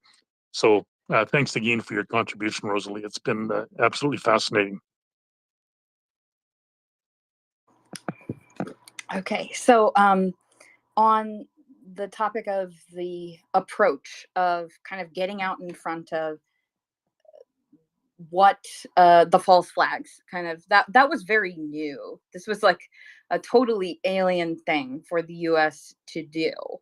And there are risks with it, you know, because if you can end up kind of burning your intel source. I think it was a fantastic approach. If nothing else, if it didn't change anything, I think it helped to establish trust again. You know, being somebody in the US, I did think the claims were probably accurate, but there wasn't, you know, in my mind, like, we've had major intelligence failures. And so how would this, like, how correct was this? And, you know, over and over, they were very accurate. And I think because they got out ahead of it, they pre-bunked the world. I mean, I think that these false flags that they had planned, even though the Ukrainians knew exactly what was coming, I think that distracted people who don't know what's going on, that those would have been far more compelling if we hadn't had this sort of, even the debate about it in public, which I think was, I was a little disappointed in the way it was reported on in some outlets. But even just bringing it into the conversation, you know, in the US, there were reporters who were like, this is ridiculous. They're saying that they're going to, you know, do this elaborate false flag. I remember I quote tweeted a journalist, and I was like, by ridiculous, do you mean like this? And then I like threaded all the different examples where Russia has done elaborate, ridiculous, you know, false flags or used actors, etc.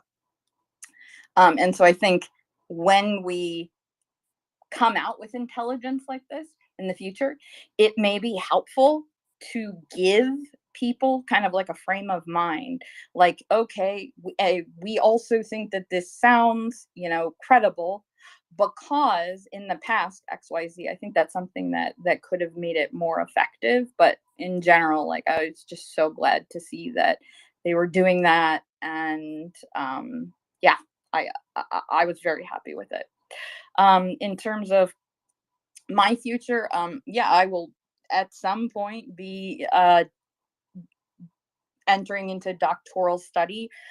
Right now, the threats that we face in this field are they're extreme, and I feel really strongly that I would like to do a fellowship first, because I have I should say, I can't talk about all my projects, but I have some that they don't need much more work before they can go out into the world and start making a difference. And there are a couple fellowships that are popping up where they're shorter than your typical fellowship. They have funding in a way that you might not see, because they don't want the people to be working. They want them to be focusing on this critical issue and to have something to show for it at the end. And I feel like that is something that I want to do first. So in terms of my doctoral study, something that I'm working on that's I think will have it could be beneficial, in many ways, is how we map out the information ecosystems for any given group of people. So whether that's a pro-regime ecosystem, there's that would have had a lot of relevance, although Ukraine has mapped theirs out really well.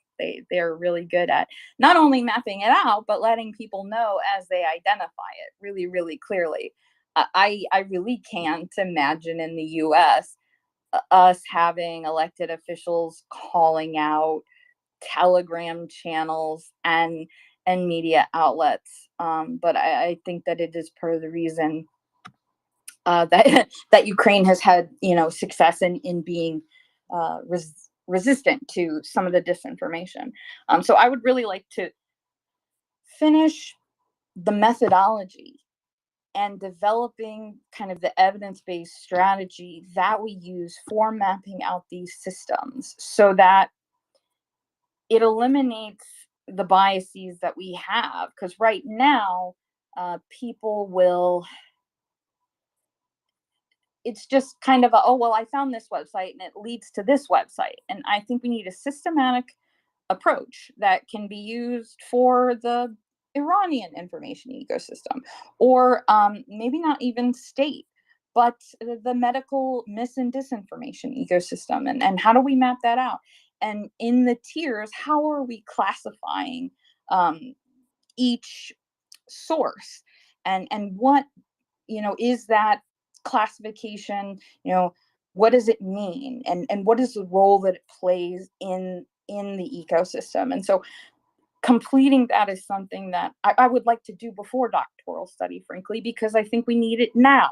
I think we need it yesterday. But there's just so many avenues forward that I also am, really into coordinated inauthentic activity and detecting particularly high quality social bots that people can't detect by looking at the accounts. And I think we need to develop the population level tools to detect these networks, because there will come a time, I think, where it's just going to be too hard to look at these accounts, even the things that you can see that the average person can't see looking at an account. I think we need to be looking at the network structures and sticking there, because they don't, so far, there's different structures that we see with different groups and kind of different approaches that they take. But the bottom line is if you're an amplification network, there's only so many ways you can be shaped and achieve that goal. They can't hide. And so that I would really like to standardize. I would like to see that standardized. There's just so much here that needs to be done. I think that's all the questions. I think Daryl has been waiting patiently for a long time. So, Rosalie, if you could stay with us for a minute for him to ask the question, that would be fantastic. Do you mind? Yeah, I can take one more question. That'd be fine. Daryl, go ahead.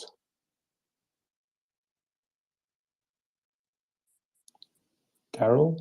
Mr. Daryl? It's not Mr. Come on. Rosalie. Madam Daryl? Just Daryl.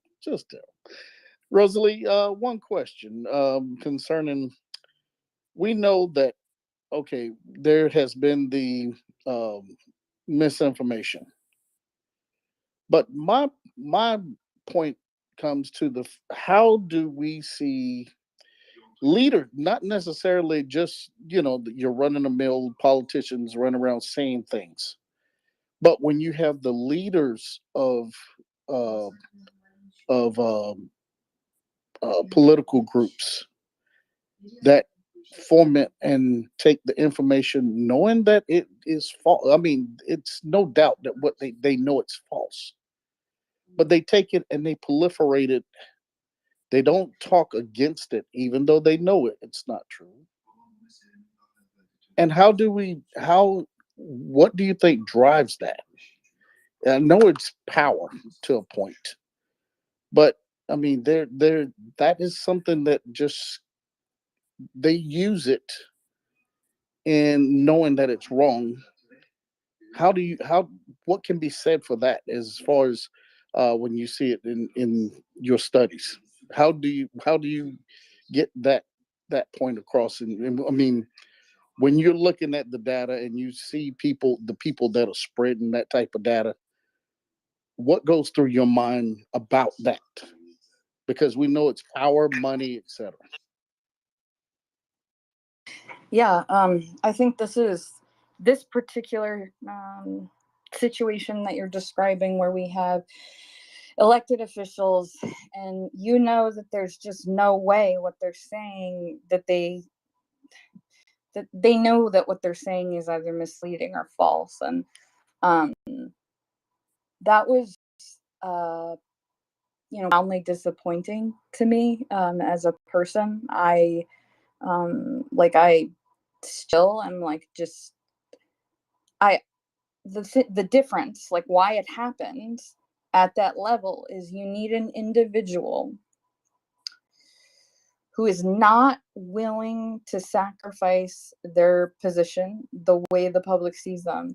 And that has to be more important to them than everyone else. And I am in awe of kind of the profound selfishness required in that. A lot of people, in public health, they spend a lot of time thinking about when do we release information, and how can we deliver it so it's understandable, and the ethics, like, what do I have a right? I don't have a right to withhold information from the public. If it's not threatening national security, if it relates, these people have a right to know the truth. I don't have a right to decide whether or not they get it. That's not, even like in our thought process. And so it is, this is like, I mean, it almost sounds like, I don't know how to put to words how disheartening it was to see the willingness of a single person in many different cases to put themselves ahead of everyone else. One of the things that I heard some elected officials say that really resonated with me, and I was like, yeah, that's exactly it, is how are you going to ask soldiers to lay down their life for this country, and you're not willing to lay down your job? It's not like you're not going to be able to go write a book, sit on a board somewhere. And I suppose this is a little kind of off topic, but that's how I've experienced it in terms of facing it. This is the one threat that we didn't prepare for. We never believed that our leaders would be the threat to us. We never even thought to like, that is something I have never seen in the literature, that I never prepared for, and that I would never have believed would have been the case. But because I knew, in what I studied, what was accurate and when it was accurate, it was like a traumatic event to see that over and over. I hope that we find solutions and ways to face it moving forward.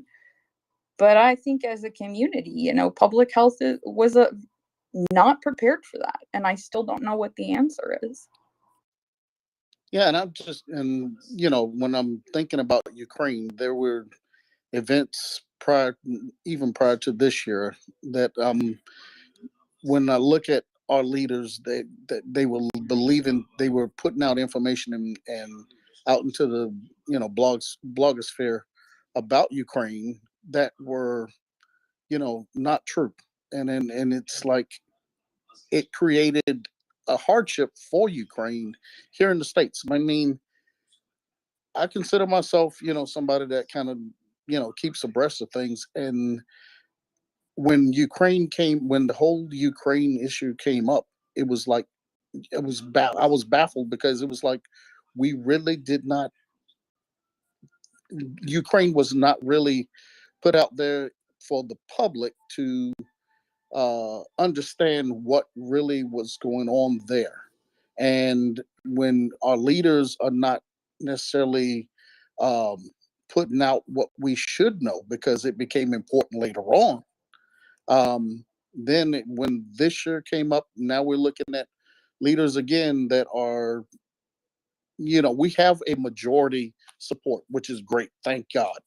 But we still have leaders that are like not willing to tell the truth or let information that they know you know come out to the point where they don't have that. I mean, they let the people that follow them know, look, this is what this is.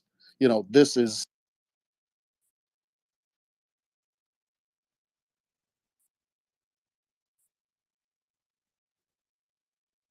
I think Daryl might have dropped. Who dropped? No, I just had a call. I had a Daryl. call come in just then. Oh.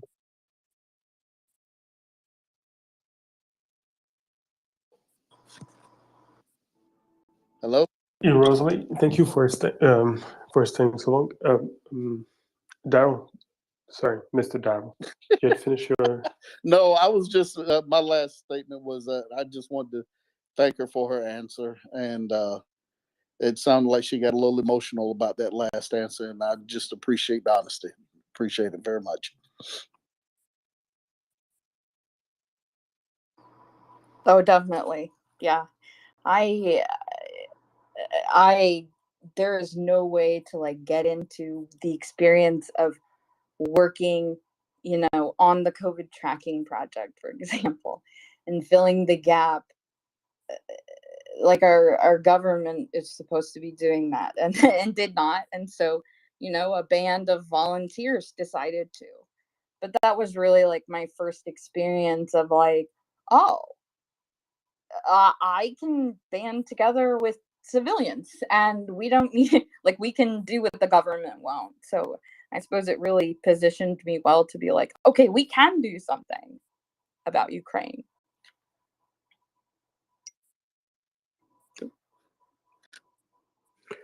Yeah, I think that's a great way to end it. We can do something. We can all do something. Jens, I'm so sorry. I think Rosalie is has pointed that she was the tide. So we'd like all to thank you for joining us. That was very enlightening. I think you have a few fans now in our team, at least. I won't give away their names, but yeah, they seem to have been very, very happy about your what you said and how you said it. And I think that I won't be too bold in telling you that if you ever want to come back, well, we'd be super happy to have you again. And you have a last word, or shall we move on? Yeah, well, I hope that you'll have me back because I believe Axel and I are kind of talking about sometime next week for me to come talk about. I haven't narrowed down the subject yet. I will hopefully by tomorrow, but to talk about something in the group here, and hopefully, I think it's probably going to be trying to get people the tools. What can they look for? How can they assess claims in their lives? Because I feel like that was something when I learned how to do that I felt like I was going to be okay. Like, yeah, all of the claims are crazy, but once you know how to assess information, there's a certainty about like you can relax a little bit. And so that's something I would love to share. Relaxation, we like it. I mean, I'm always working, but Joseph is He's a very, very rested person. Thanks a lot again, and I hope I'll catch you when you come back. Joseph, you were telling me in DMs that you're a huge fan of boxing and that you followed an important match today. Well, sure. Yeah, I'm a huge fan of boxing, and so for that reason, I wanted to talk about the victory today by a Ukrainian boxer whose name currently escapes me, but I'm locating it as we speak. Now there was an important boxing match today. Ukraine's pretty excited. Ukrainian won against an American. It was a split decision, I think, meaning like quite a contested match, but ultimately he pulled through. Man, I'm trying to get the guy looks like a Cossack if you look at his kind of the way he looks, but yeah, so like everyone from like the president to pretty much everyone Ukrainian on Twitter had a few words about this boxing victory. Everyone's very pleased. Here we go. Ustik. I don't know what his first name is, but yeah, so he won. I guess I should find out exactly what he won. Ben, as a boxing expert. Heavyweight champion of the world? That's right. Yeah, I think you're right. And I will say this. So first off, Ukrainians, as far as I know, are pretty into boxing, like a lot of young men. And the other thing too is this guy, the reason it's kind of significant beyond just a regular victory is I think he holds the title in 2 weight classes, and that is pretty significant. From what little I know about boxing, that's quite unusual to have a victory in 2 separate weight classes. So I think that was another reason it was a big deal, right? I did not know that. But if anyone knows more about boxing than me and Ben, please come up and explain what happened. Thank you. Yeah, we're softies. We don't like seeing guys demolishing each other's face with their fist. We'd much rather speak about missiles and tanks and large scale confrontations. Ooh, see people coming up to talk about boxing. Jens, you're into boxing? You were there first. Well, no, but I had a similar haircut once for a day. I was conscripted and I was long haired and I had to cut my hair. So I got together with my friends and partied, and we found a shaver and we cut my hair like that. And my mother is a major's daughter. So when she saw that and she knew I had to go to the air base the next day, she said, "You have to cut it off or I'm going to kill you." So I had it for a day. Did it work on the ladies? How'd it go? Not well.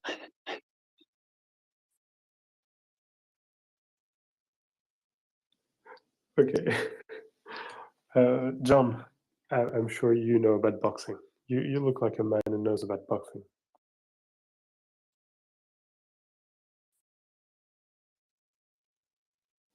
John? Sorry, I'm not a boxing expert, but it's Anthony Joshua, who's a British fighter, actually. And they'd met previously. And Joshua's like a very capable fighter, but has a kind of a mixed record of achievement in the ring. And I don't know how you pronounce his name, but he's an astonishing fighter. He's an incredible fighter. I didn't see the match, but I will try and watch it back. Pound for pound, he's probably the best boxer in the world at the moment for heavyweight. He's got incredible speed, but most of all, Anthony Joshua really showed up. According to the reports, Anthony Joshua really showed up tonight. and he hasn't always done that. And he gave it his absolute best. And the Ukrainian won by narrow points victory. There's 3 judges. 2 of the judges voted for the Ukrainian, and 1 judge voted for Anthony Joshua. And Joshua gave it his all and was so upset. He stormed out of the ring. He threw the 3 belts. Usyk is currently holding 3 championships. He threw them out of the ring, stormed off, and then came back and apologized and gave some long rambling speech, which some people are suggesting he was concussed at the time. But it's an astonishing victory from the Ukrainian boxer, and Ukraine does have an incredible record of boxing, Klitschko brothers being one example. But this guy is beyond that. He really is something else, and it looks like as the final results were announced, he looked pretty close to tears. He clearly was taken right to the edge by Anthony Joshua, who's a big hitter, and it seems he hit him pretty hard, and he was struggling more than once in the fight. So it really is an outstanding victory for this guy who has actually been serving in the army in between world title fights. So it's a major achievement, and the Ukrainians have every right to celebrate it, and it's fantastic that he's won, really. And yeah, more, just I think just sort of more goodwill for Ukraine around the world as a result. By all accounts, it was just a phenomenal performance against a very hard hitting boxer who gave his all, and yeah, well done. And John, did I understand correctly that he holds like titles in 2 weight classes, or did I read that incorrectly? I think he's gone from light heavyweight to heavyweight or something like that, which is hard, but it means he's a very fast puncher, and he's a proper boxer. And they fought before, and he beat Anthony Joshua quite convincingly because Joshua tried to box him and was just outclassed. So this time he just tried to bully him and smash him basically with the big punches and caught him a lot. But even then, I didn't see it as a sub. I've read a couple of reports in the Mail and the Guardian, and they're just full of praise for this guy who's gone up against a brick wall of a boxer, old fashioned, traditional, really hard hitting heavyweight boxer, and who has outboxed him for the second time. And yeah, what they're suggesting is he's kind of representing his country, and it's a kind of an analogy for the struggle of Ukraine against a bigger foe, and just the skill and the sheer determination that it must have taken for him, and the dignity, the quiet dignity and victory. He's a Christian, and he thanked God, and so it's very moving all in all, and I think it's great that he won. I kind of follow boxing, but I'm not that knowledgeable about it. But yeah, I think this is a big one for Ukraine tonight, and well done for them.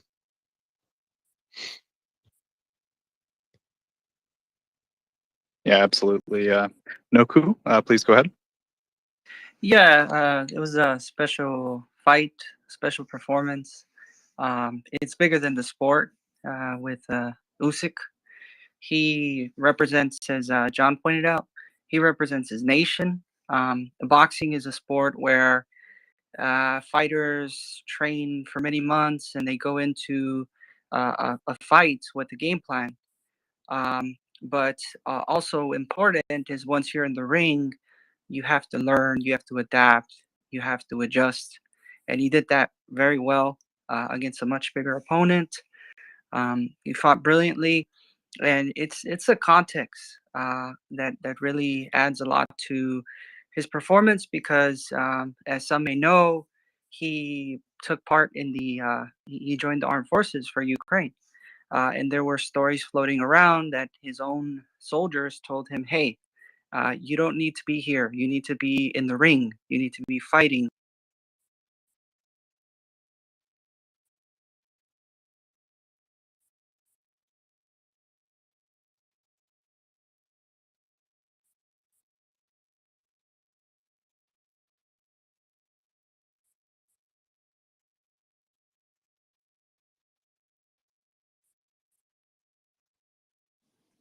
Mic check. Yeah, I can hear. I think we dropped. We lost.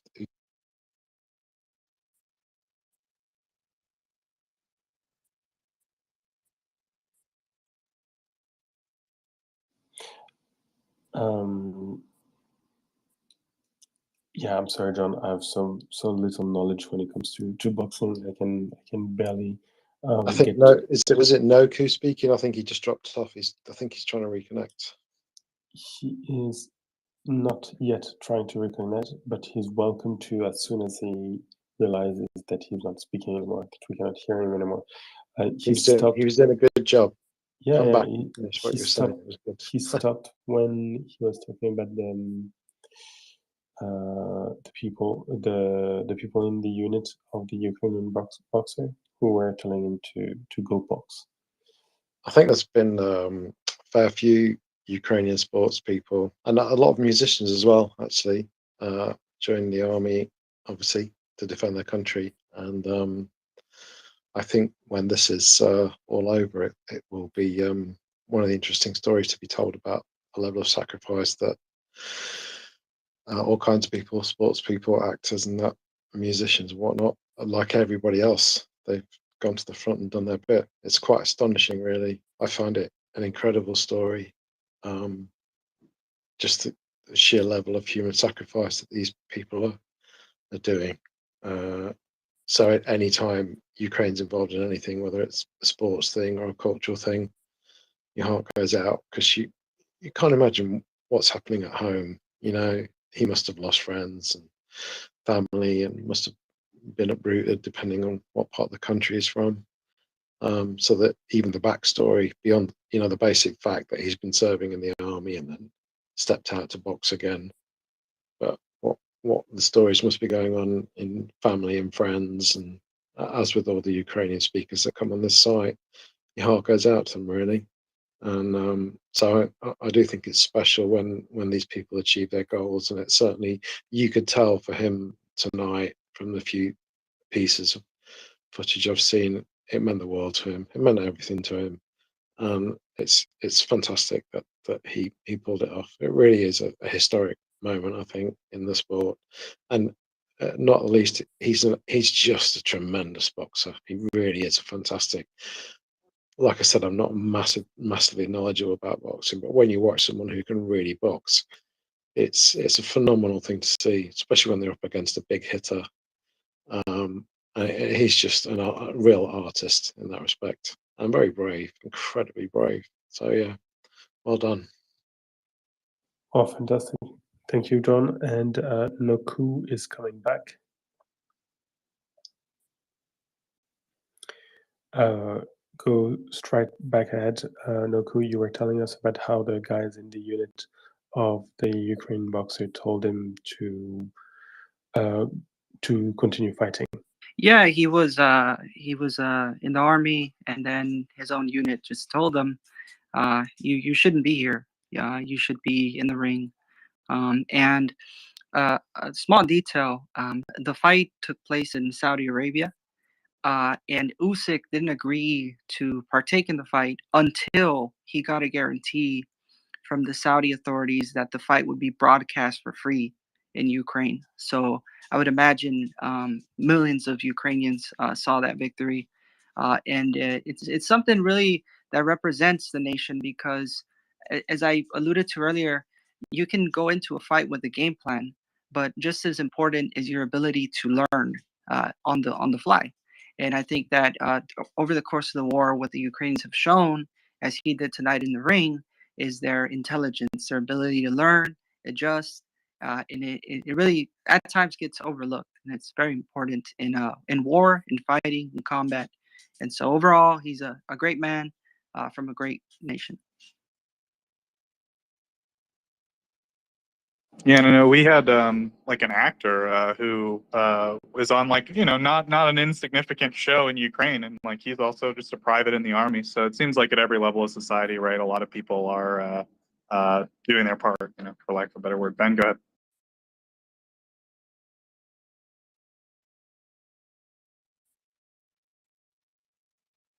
Sorry, can you give me a quarter of a second to finish something? Sorry, what was that, Ben? Sorry, I'm not even drinking and I'm speaking like an idiot. Can you give me a quarter of a second? I just need to finish a little something. Yeah, of course, Ben. So we got finance coming up, but yeah. So if anyone's a fan of boxing, we're more than happy to discuss the recent victory, the successful defense of the heavyweight championship title by a Ukrainian, Alexander Usyk, I think. Anyway, yeah. So finance, welcome.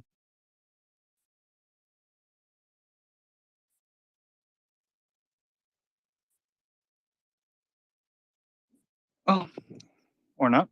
Yeah, so Ben's taking a moment here. We also had a report of a possible strike at Odessa. An explosion was heard. I haven't heard any specific details yet.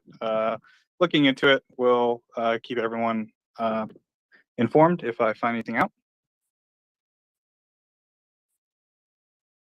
Yeah, and there's been another strike in Ukraine, a city whose name I've forgotten, but which is located right in the south of Crimea. So it's a harbor, and it's getting a shelling. So, and I think Sebastopol got some sports as well. And we should get John or Noko to describe the battles once in a while, because they were really good at with the boxing match. They should be really good with the battles as well. First, I thought you meant John Ridge, and I was like, yeah, I miss John too, Ben. But yeah, maybe John Stewart could tell us. Maybe he could be our new John Ridge. He could. He's gone, John Ridge. I'd love to. I wish I'd love to be a sports commentator. There's some some sort of legendary Ali fights. I wish I would have been good enough to commentate on back in the day. But I was just looking up the name. I can't find the name. There's a couple of very well-known bands in Ukraine that are serving on the front line as well. It's everyone seems to be doing their part, and some quite well-known musicians. I can't remember the name of the one particular band, that a really big sort of stadium level band in Ukraine, who've been doing their part, working as a team of medics actually.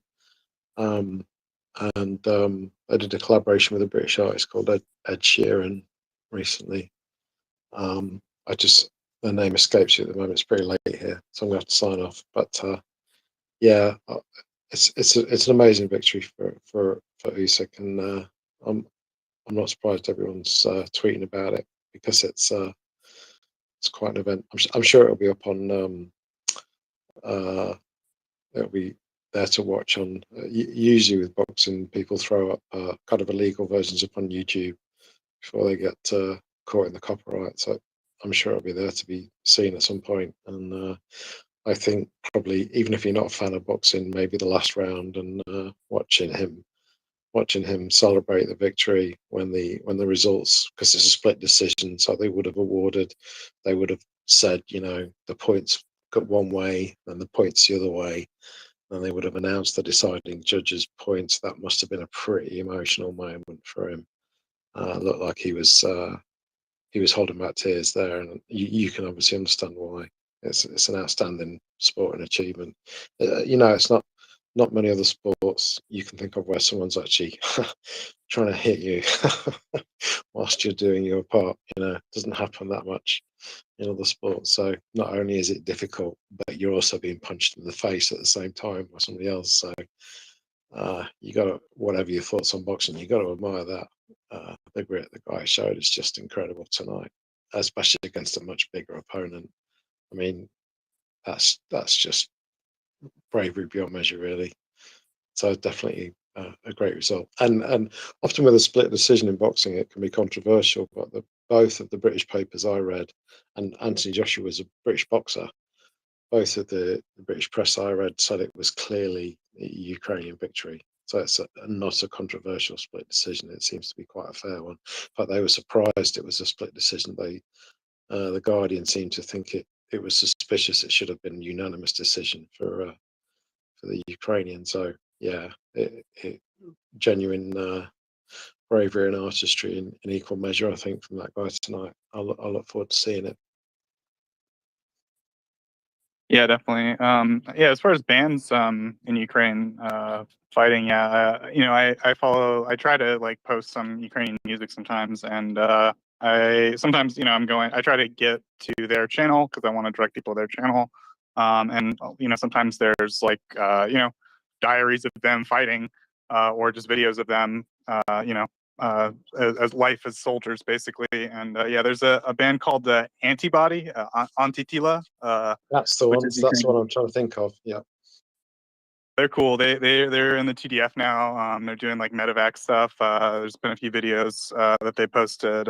Cool dudes. Yeah. So yeah, as we've been saying, like a lot of people at every level of Ukrainian society have decided to stop what they're doing and you know, pick up a gun or pick up a med kit and help out. So definitely you know, heroic, sacrificial, you know, I don't know, group first mentality from Ukrainians, and the actions of this guy, because he wanted it broadcast, you know, to the entire country, and just his kind of general humbleness and attitude just kind of, I think, reflect just the general demeanor of the country. Everyone feels the need to pitch in. Everyone feels the need to, you know, help out to some degree at every level of society. So, yeah, definitely interesting stuff.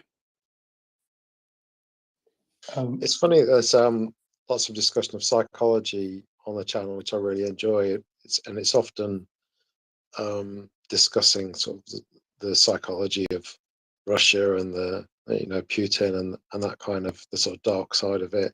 But perhaps next time Tom's on, or some of the other people who are experts in the field, it will be interesting to talk about the solidarity that Ukrainian people are generating, and some of the positive sides about the ability to do incredible achievements under pressure. You know, how we find strength from within under difficult circumstances, and the sense of community that all being on the same team and facing external threats can kind of foster. Be interesting to have that kind of discussion with Tom next time he's on the channel, because it'd be the positive side of it. It's just so tempting to look at the dark side from what's happening. Obviously, you know, there's there's a genocide going on, and half the world seems to be ignoring it. But the positive element, not really positive side, but a different way of viewing it is how the Ukrainian people are responding collectively with such courage and such apparent unity and solidarity. I think that's something we can all learn from, and it'd be interesting to examine that. Maybe have a session on that with Tom at some point. Yeah, Anyway, I think that's a great idea, Jim. I'm going to Sorry, drop go off. Thank you for hosting the stream, guys. You do a great job. It's always a great pleasure to listen to you, and really appreciate it. Fantastic job. Thank you, John. Ben, did you have something you wanted to add? Yeah, when you were talking about the difficulty of boxing and trying to do something complicated while someone was punching you in the face, I wanted to tell John that for a charity event later in the month of September, Joseph will actually present the MryiaReport for 24 hours straight, while somebody will punch him in the face nonstop. If you give more than 500 euros or dollars to Mirai Aid, you have a chance to enter a lottery to be part of the people who will punch him in the face. There's a sport called chess boxing, which I think is a British or American thing, where no, it people was do actually invented by a Serbian guy. There you go. It's I think it's a couple of minutes rounds of boxing, and then they pull out a chessboard and sit down and play chess on a clock, and then they go back to boxing, and then they go back to chess, which just seems an astonishing pastime to me. I mean, what a mixture of that. What about like a mixture of like boxing and baking or something, cooking and boxing? Whereas like a cooking competition and then a boxing match at the same time. I don't know. It just seems like such a bizarre thing to do. How do you win? If you win the chess but you lose the boxing, I mean, who wins? Yeah, if you get a mate in the chess, you don't have to finish the boxing. But if you lose the boxing, then yeah, I don't understand. I'll have to look it up. Yeah. I just assumed it's like first to like 3 or 5 points or something, right? Like round of boxing, round of chess, round of boxing. A mate counts as a round. That's my guess. I guess so. I don't know. Anyway, Lisa's got her hand up, so I don't want to distract from the subject when someone's ready to talk. Thanks again for hosting. My only question is, like, if you're really good at chess but really bad at boxing, is there like a path to winning or no? Yeah, you just have to run around the ring for 2 minutes while you're being chased, and then you sit down and try and checkmate somebody in 5 moves. Thank you very much, John. Lisa, please go ahead. Can you guys hear me? Yep. Hello? Okay. Yes, John. I was going to punch you in the face if you didn't let me speak now. I'm just kidding. Can you hear that? Yes, and we take very seriously threats against other co-hosts. He must have So left me. Oh, I wouldn't do that to him. You know better, Ben. I'd do it to you, but I wouldn't do it to anybody else. But anyways, seriously, does anyone know anything about the man that played the violin? I know it was down by Odessa, I think, but he was an extraordinary violinist. I think there are quite a few extraordinary violinists by Odessa, so you're gonna have to be more precise on that. I know. I was trying to find him because I saved it and I couldn't find it because I wanted to be ready to say what his name was, but he was standing there on the or like the kind of walking area by the ocean, and he was playing. It was kind of a haunting, beautiful melody. I mean, it just made me cry. It was so beautiful. And then all of a sudden, you see him sitting there playing his violin with all his battle gear on. And I'll have to look it up again. But like I just came back into the space, but I heard you guys saying that, people from all different walks of life, famous